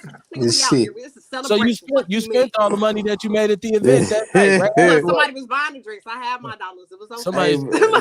But you made it once, you can make it again. You know? Right. That's how that goes. What? If me saying this sparks a conversation in which we actually start to talk about what it takes to start a business and what needs to be done and understanding, okay, well, this is how we need to move forward. So next time this motherfucker can't say shit, I'm gonna make sure Kev can't say shit next time. I'll probably wear that jacket. I ain't got a problem with it. It's time for people to stop saying shit to make people feel good about the wrong shit. We need to be honest with ourselves, and we need to be looking at ourselves saying, fuck one grocery store. We should have 30 of these motherfuckers in on the north side. It's 40% black. But how you know they not saying that? You gotta Kev? get 30, In order to you gotta get get 30, 30 you people gotta that want a start grocery Low key, store. we need to have like 30 of these bitches. Because Hey, I see you gotta get Like- 30 people that even want a grocery store though. the people that I seen was like, and I once again go look at it in the People's News Network. Many white folks so good. Thank y'all for letting me get a business. And I'm not saying this is the owner. man. This is our mentality. This is our mentality. Hold on. It was just stated on the show. Man, you know, normally we can't open shit. So we should be happy that we got one. Because normally they won't let us do nothing. What you so mad about, Kevin? You better keep on kicking. I'm doing that. I'm saying that's y'all too and shit. Like I feel like y'all jumping me tonight and shit. So I'm swinging for the fences. Oh, that shit hilarious. I'm the only field nigga here. Y'all all in the house right now. We should be happy to let us sit on the porch, Kevin. What you mad about? That's how I feel like that. I'm saying I'm happy because I feel like they didn't give them that store. I know they did. I know they did. We got that shit. Well, You know what I mean? And we just need more people that want grocery stores. You know what I'm saying? We need more people that want something. Like too many of us don't want shit. This is a city of cronyism. And so when a lot of times when things happen and they say, well, we were able to do this, and you say that inspires me, then I'm gonna go do it. But then you find out that the gatekeepers is other black people. There are other black people who only did that because that's his frat brother. He didn't, or that's his cousin, or they knew this dude. I got this loan approved, this what they call it, a forgivable loan for this business. And I like you. This person, I don't know these individuals. They may or may not even been the best people qualified to run this business. But in this city of cronyism and silos, they may have just been given this opportunity. I think the truth will be told when we see what the longevity of this story is and how the business is actually conducted. So you might be celebrating now, and it should be gone in 8 months. What you gonna do then? You gonna celebrate again? Well, we gonna try again, Kevin. You can't say that. Hey, shit. Once again, it's a lot of bug dancing going on. I feel like it's on us whether or not it lasts or not. Right, if it don't fall victim to that white ice is colder thing again, you know. Yeah, I know they in Sherman, but I'm like, right. But I still like to go to Germantown. I was like, you know, niggas love them in Metro Mart now. We got Pick-a-Say right in the hood, but niggas like, nah, I'm just go to Metro Mart. Metro Mart. Right. I've been in that goddamn Pick-a-Say down there off North Avenue. You better off going in the black grocery store. That motherfucker, oh shit. And then sometimes it be the thing, even when you go in there, it be like one worker. You know, so then you be like, man, fuck this shit. We'll find yourself walking out like folks. So I can't use the self-checkout. It's only one person here. Nigga, at least had a self-checkout open. What the fuck? I like that, Rail, and it's the law of positive and negative energy. Like Tory Lowe. I knew you was finna say that. I knew you was finna say that. You should be celebrating because Tory Lowe is on the air. See, black people always celebrate it. I listened. What was the number that he gave? What was the number that he gave? He said like 8,600. He said 836,000. Hey man, he on the radio. I celebrate him, no Kev. Right. You know, he on the radio. Right. We so happy to be on the radio. I'm cool to find everybody tonight. Anybody can get it. No, listen, we gotta be objective as well as subjective. We always looking to feel good. I guess that's why I'm a little disappointed in is because a lot of us are there just for the celebration. They're not coming to celebrate the store. They're not to support the store. I was there when they first opened, man. Shit. I got my pictures for the Instagram. Right. I mean, you know, people gonna do that shit. And you know, it just is what it is. It's short-sighted and it's counterproductive though. And it's the reason why we are in a situation where just in 2022, in a city that has all black everything, with 40% of the city is black, we so happy we got us a grocery store. We got the first black grocery store. This is step one to rebuild in Bronzeville that they put 43 through. You know, This so is that -1 because we've been underground. We keep saying it's step 1. This ain't even the bad. It's just See, but Kev, you keep well, we bringing got to up step these When do we get to somewhere. step one? You got to step 40%, somewhere, man. but it's When do like we get how to this step 1? 40%. What's step 1? Tell me what's step 1. When we have a plan, when we have an economic plan in place for Black people, period, so that these things can be done and we don't have to celebrate them when it becomes the norm for us to have businesses here and support each other, then that's step 1. This How is many of Step 1 the ain't 40% getting give a fuck about a plan? a store. not one. Nope. Oh, so we can't have a So it might store be like until we got a bunch of them. 15% of us. Right. Right. I'm not We can't driving have all a the way store over until there. we got 5 of them lined up should to be buy. one Then we can located buy the out here. store It and should be- open them up.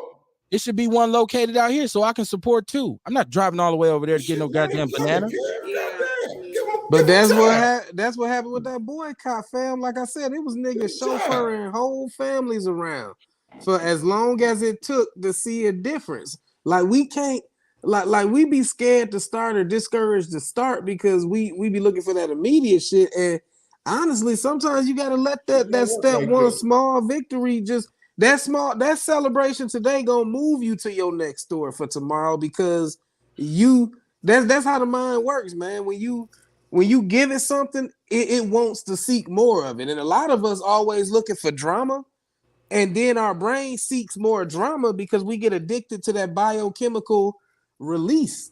So you can either train your brain to be addicted to bullshit and negativity, or you can train your brain to seek out the positive in bullshit.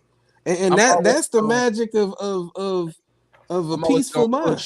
I'm always gonna push myself, and I'm always gonna push my people. About living in Right? gratitude. And I'm gonna always tell them, Right. I don't care what nobody say. I'm gonna say we could be doing more, including myself.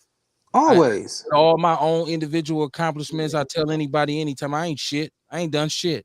Oh That no, don't say that about yourself, man. I haven't. I ain't done shit. What have I done? I haven't done nothing significant to affect change for my people. I done done some shit that helped me, you raised some upstanding children. I don't give a fuck if that's all you do.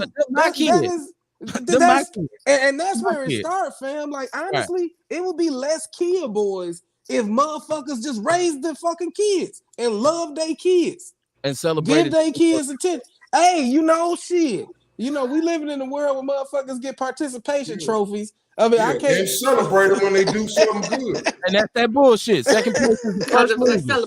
I mean, I can't necessarily say participation trophies is good, but goddamn, when you living in a world that's telling you ain't shit, it like the reason people fuck with me, fam, is because around me they know they at least got one person who genuinely fuck with them. I ain't gonna tell them they ain't shit unless I say, hey man, this is how you can do this shit better and elevate your consciousness. But like people, man, like especially men, fam, like the world tell us we ain't shit. A lot of us don't feel like shit unless we got a chick climbing walls because outside of the bedroom, they even treat us like we ain't shit. So we need them small victories, man. It keep niggas from being depressed. It keep niggas from, you know, the number one gun violence thing is male suicide. It ain't mass shootings. It ain't none of this shit. It's male suicides because niggas get tired of feeling fucked up like they ain't shit. So never tell yourself that. My son is an athlete. If he come home with a goddamn participation trophy and he acting like he did something, I'd be like, what is that? Everybody on the team got one of them. What you showing me that for? Man, come on, man. You ain't starting. Like, I'm gonna give you the truth, bro. Like, listen, man. Second place is the first loser, right? And that's a winner's mentality. I don't want anything less than winning, anything less than first place is unacceptable.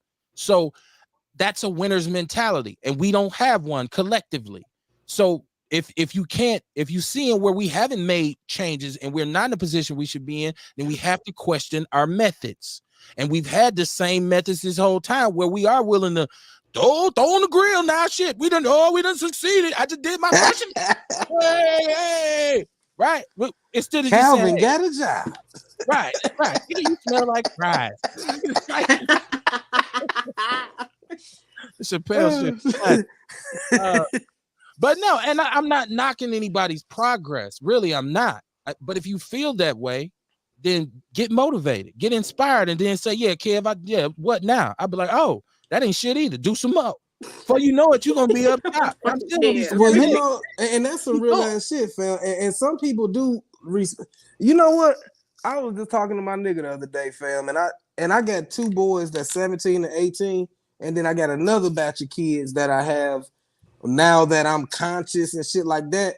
And I'm like, damn, man. Now that I understand shit, like I know some of my kids respond to challenge, like you said, that ain't shit. Let me see you do some more. And some of them respond to encouragement. I know you can do this. Let me see that. You know, so everybody, it ain't cookie cutter. Like some people will be like, all right, fuck you, Kev. I'm gonna prove you. Like, and you know, that's good. Like the proper way to handle anger is to let it motivate you to change some shit. But you can't is massive success, right? Exactly, but that ain't everybody's motivation. You tell that to some people, they're gonna be like, well, goddamn, if this ain't enough, why the fuck even try?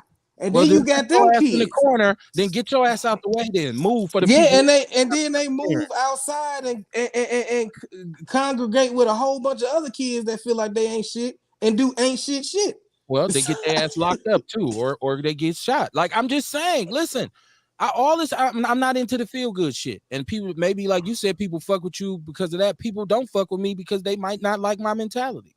Maybe they say, fuck Kev, man. Dude always mad and shit. He always talking shit.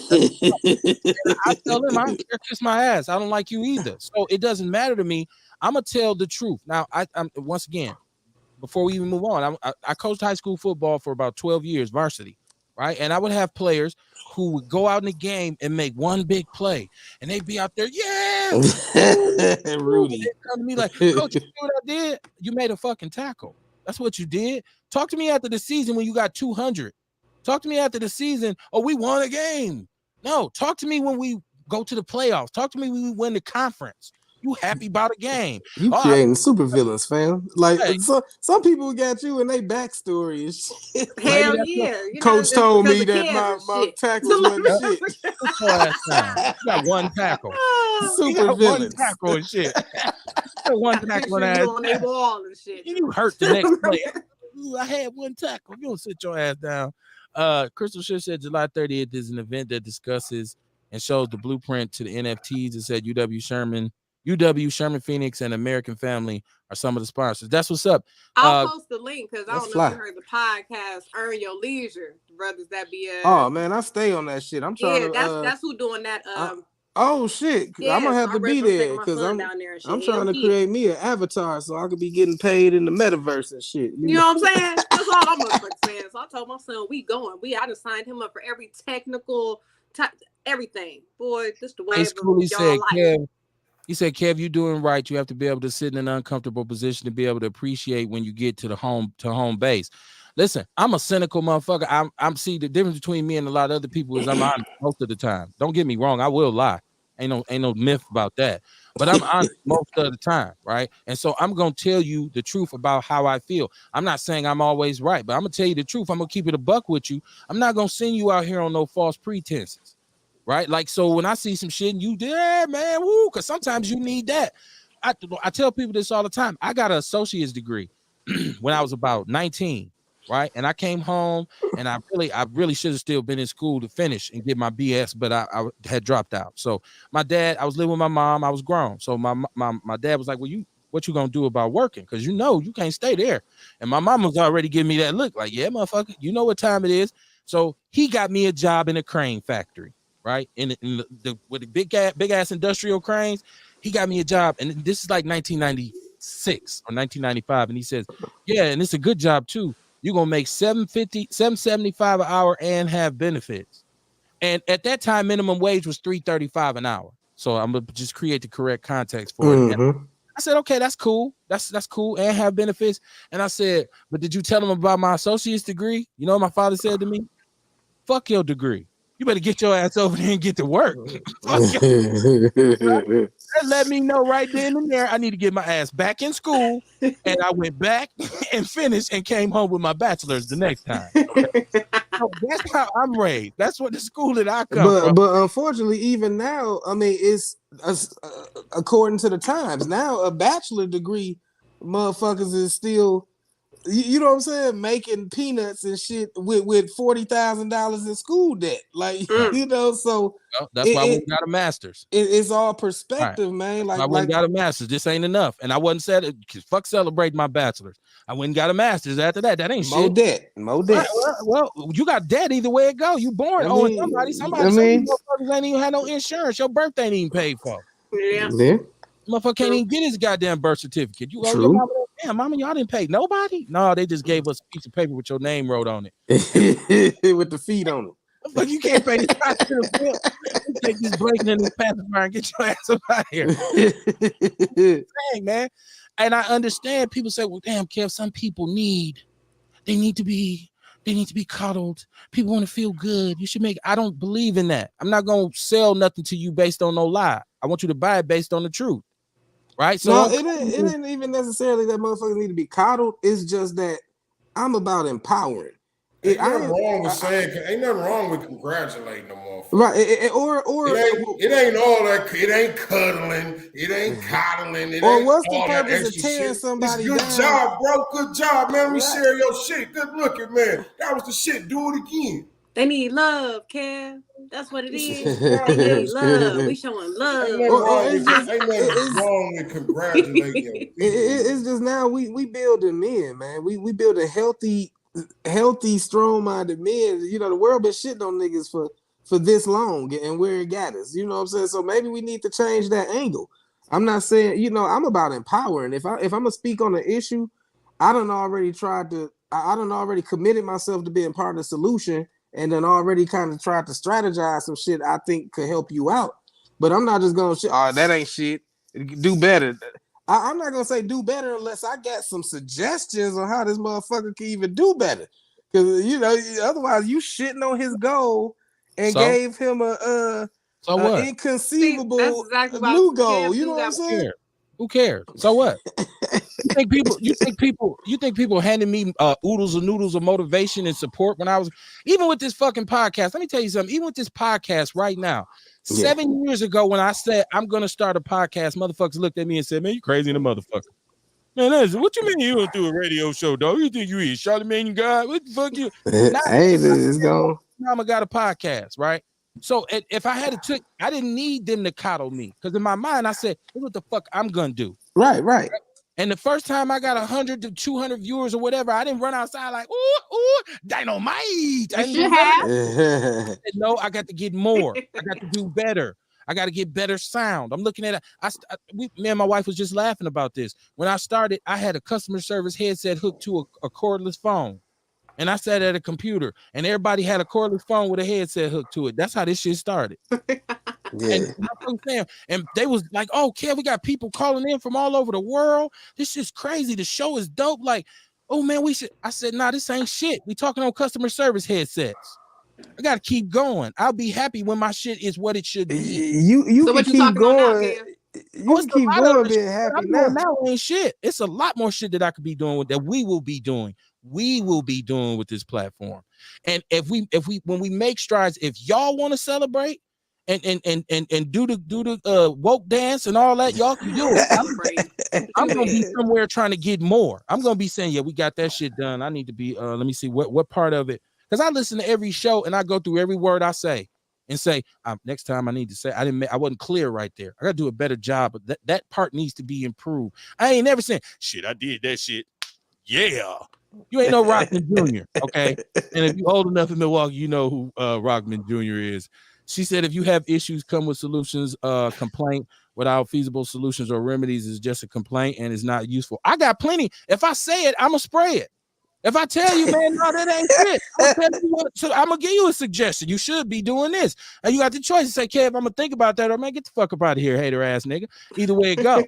I'm straight, right? I don't need hugs like that. My wife. You do need hugs, Kev. It sound like you do. My wife, my kids, I'm cool with them, but everybody else, I don't give a fuck. I don't care. When we log off, and it need to be 25 to 30 seconds. You need longer than 20 seconds. No. So that your 25 body to can 30. produce that oxytocin. Yeah, y'all gotta man. hold it. Hold it when y'all hug. Count it, Kev. Count it I out. got some oxytocin in the garage, man. On the real, I'm gonna oxytocin the shit out of myself when I get off the air. Nah, man, I'm not into feel good shit, and that's just me. I'm glad y'all also compassionate. I'm not into feel good shit. I'm not. I don't even like. Man. I don't like What That romance. does must feel that mean, horrible. Kev? I don't That like must romance. feel horrible. You sound miserable when you say What do that. you mean? Look, I don't like romantic comedies. I don't like romantic movies. I hate that shit. I hate Boys to Men. I don't like slow songs and shit with begging and shit. I don't like none of that shit. Right? Because that's not how I'm wired, But right? those things aren't necessarily feel good. Maybe romantic It comedies, is. but I don't even watch them too much. But do you laugh at I don't comedies? watch You it. like comedies? It depends on what it's about. It depends on what it's about. On the real. And it's okay for me to say that. See, once again, Yeah, it we is. our truth.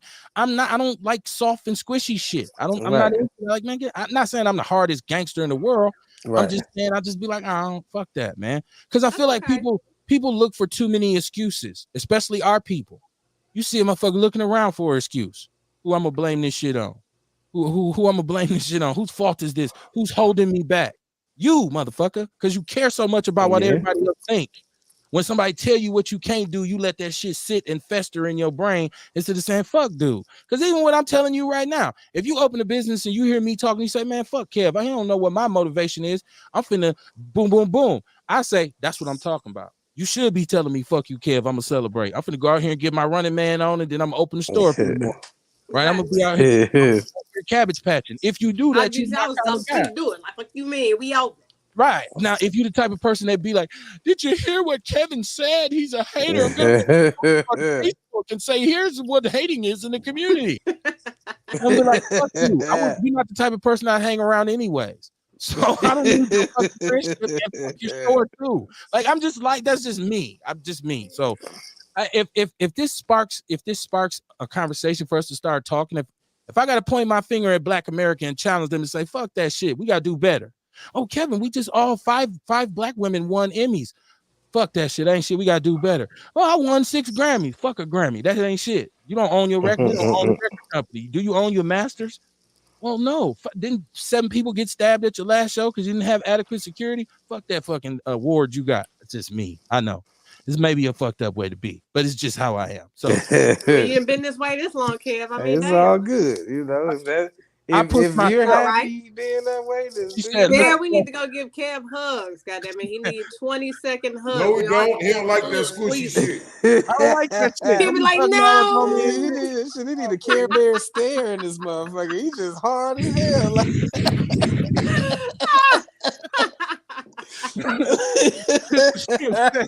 She said, let's plug Kev with flowers and cards. I'm good.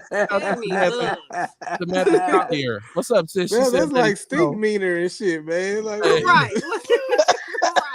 So I'm doing everything man said I couldn't do. It's my motivation. That's right. It should be. That's my kind of mentality. Like, because people always gonna tell you what you can't do. So why you worried? I'm sure the brothers who open that store feel the same way. Right. We all need to get better and be better daily. Shout out to Crystal Ship. And you can see it however you want. I keep telling people this. You can't listen to my show and get mad about something I said because you disagree. You could not listen to the show or start your own shit. Either way it go. What they said, what you eat don't make me shit. So I don't really worry. I've never been a person who worried about what people think. I don't like dude. Man, fuck you. I don't like you either. It's cool to say that to people. Instead of, well, why? What's wrong with me? Why don't people like me? Why won't people come in my store? Like, it's like stupid shit to me. It's just me though, y'all. And this is why I don't have a lot of friends, right? It is why a lot of people, I ain't fucking with dude. People don't call me with their problems and shit. Man, man, because I tell them I don't want to hear that shit. I'll tell them, like, man, you stop doing this with your dumb ass. Like, I'm just telling you the truth, bro, because that's what I get. When I call people, say, hey, man, I need, oh, shit, yeah, oh, man, shit ain't. So I'll be left stuck alone, like, you got to figure this shit out for yourself. And when I say do for self, that's what I mean. Do for self, right? And every time you make a little progress, now you got to stop doing for self and celebrate. And it sets you back a little bit. Because you looking for some, and that adulation might not come. If it don't come, do you quit? Man, the community don't even support me. They didn't come out and dance with me when I opened my store. Who cares? Just fucking open the store, right? I doubt if they felt like that. I hope not, because if they did, then that'd be their goddamn fault. Once again, I tell you, like I think they probably was jumping for joy because they got them doors open. Either that or they was sad looking at how much they fucking owe. Like, man, you know how much it costs us for us to start this motherfucker? We gotta sell a lot of tomatoes. You see the dark side of everything, kid. I know, man. I know, man. That's what I said. That's gotta be miserable, man. I'm a Sith. I'm a Sith Lord, right? I don't all right. I'm the happiest unhappy nigga you ever met in your life. I swear it's like see bullshit and everything. That's right. Cause it ain't nothing bullshit free. There's nothing in this world that ain't got some bullshit in it. Nothing. That's life, man. That's the yin and the yang, yin yang. You know, there's a or the yin yang twins. There's a bright side and a dark side to everything. I'm aware of the dark side, but if it's not an immediate threat or danger, I'm going to look at that bright side to get me through this moment. But now, it's there. Here goes some funny shit too. Did y'all see this transgender prisoner down in Indiana who they had locked up with the women and he impregnated 2 of them? So they had to move him back to a male jail. remember a couple weeks ago when Macy Gray said just because you change your shit don't mean you a woman, right? Like, because this dude's a transgender male. Mm-hmm. Right. His first instinct when he was locked up with a bunch of women. Man, shit. Right. I mean, them instincts kicked in. He let the hammer down on it. Also, I hope y'all seen where one of the brothers who was accused of assassinating Malcolm X, Muhammad Aziz, he done 40 years, is now suing the city of New York for $40 million. That's right. And so, you know, there's been so much conversation about what really happened in the conspiracy in which a lot of people had their hands in to assassinate Malcolm X. And this brother was locked up, and apparently, allegedly, he wasn't even nowhere involved with it at all. And the cats who did it was actually allowed to walk free. There's a very powerful documentary on the murder of Malcolm X on Netflix. I think it's called Who Killed Malcolm X, and you can watch where this individual chased this. He knew Malcolm. He was a Malcolm X supporter. He chased it for 50 years until he got to the point where he could identify exactly who the shooter was. And to his surprise, when he got to the community in Philadelphia where this dude was, everybody knew it. Everybody was aware of it. Everybody knew that he was one of the ones. When he got to get ready to go to this dude's house, the dude died the day before. When he went to that, it's like he died yesterday. But when he asked around, everybody's like, yeah, well, everybody in our community knows that this dude is one of the ones who did it. So that brother's about to sue for $40 million. I had to just, because we didn't get to talk about really no current events tonight, and sometimes that's necessary. Shout out to Shonda Bailey, who we know had a situation with MPS and was abused and battered by some policemen by MPS. That's all on the People's News Network. Her unemployment was passed. She's been paid. There was proof that MPS had stolen $25,000 from her and said she was fired and then said she quit, and none of that's true, right? So when we talk about MPS, I'm telling you, look, Miss Beverly and that whole group, they putting MPS on fire. They just putting all this bullshit on fire. Those are the kinds of things at the top that keep the bottom from working right. So it's no wonder that our kids are out here every which way but loose when the administration of MPS is the same way, right? Like, because shit usually roll downhill, right? So if the top ain't doing good, the bottom ain't doing no better because the shit ball done got bigger as it went downhill. It snowballed, right? So that's some stuff you can see in the People's News Network. What else we got? I want to see if I missed anything that we really could. I wanted to talk about Vanessa Simmons and her picture. Angela Simmons. Angela? Okay, Angela Simmons. There you go. Thank you, Kamar. You know that. It's Angela, boy. What you talking about, Vanessa? Kamar, that shit like, yeah, hey, bro, hold on. That's Angela. But no, thank you, Kamar. So that because she's controversial right now because she did the thing with no filters, and we get back to body shaming and brothers like stretch marks and dimples and all this kind of stuff on women's bodies. And I think we've stated here on the show many times, brothers don't care about that kind of shit. Anyway. I prefer it, man. I don't want no fake body chick. Brothers ain't like whoever's driving this standard that makes women think they need to go and do all this crazy stuff to their bodies. Hey, look, and then when you tell them that, you the bad guy. Like, hey, I'm just trying to tell you what brothers really like. It's other women driving that standard. Right, They ain't doing it for internet us. and other No, women. They ain't man. doing it for us. They doing it for other women's approval. Yeah. And then when you say something like, I didn't have a status about that, asking why do they do all this other stuff, and men always say they like it, and then of course I was called a pick me and all this other shit, but then it's like we do this for us. So ain't nobody just getting their body done. You know what I'm saying? You say it's for you, but you doing it because you want niggas to, you know what I'm saying, check you out. It ain't just for you. But then if they get their body done and still feel fucked up on the inside, hopefully that will guide them to the work they really need to do. So, I mean, some people they'll either get to that healing in step one, or they might have to do some shit they thought they wanted. Like it was like a millionaire that said everybody need to have $1 million one time in their life, just so that they see that shit don't bring happiness or resolve problems, and eventually you still got to do the inner work. And so shame on all y'all celebrating when she do get her butt done, having parties and shit, talking about that's progress. We can get our asses fixed now. Hey, see, that be that bullshit I'm talking about. It all depends. If she a businesswoman and did it for her profession and can write that shit off as a tax write-off, then shit, do your thing. Right. All right. Look, Rail is truly a glass half full type of guy. Like if she could write her ass off on her taxes and save, she can. You know. No, the crazy thing is the glass always full, fam. It's just about what it might be half full of liquid that you want to drink, but the other half is full of oxygen. And without that oxygen, that liquid wouldn't even fucking matter because you'd be dying. So it's always full. I'm more worried about having a plate than a glass. My question is always, why the fuck I ain't got no food? Why do I only got to have a glass of something?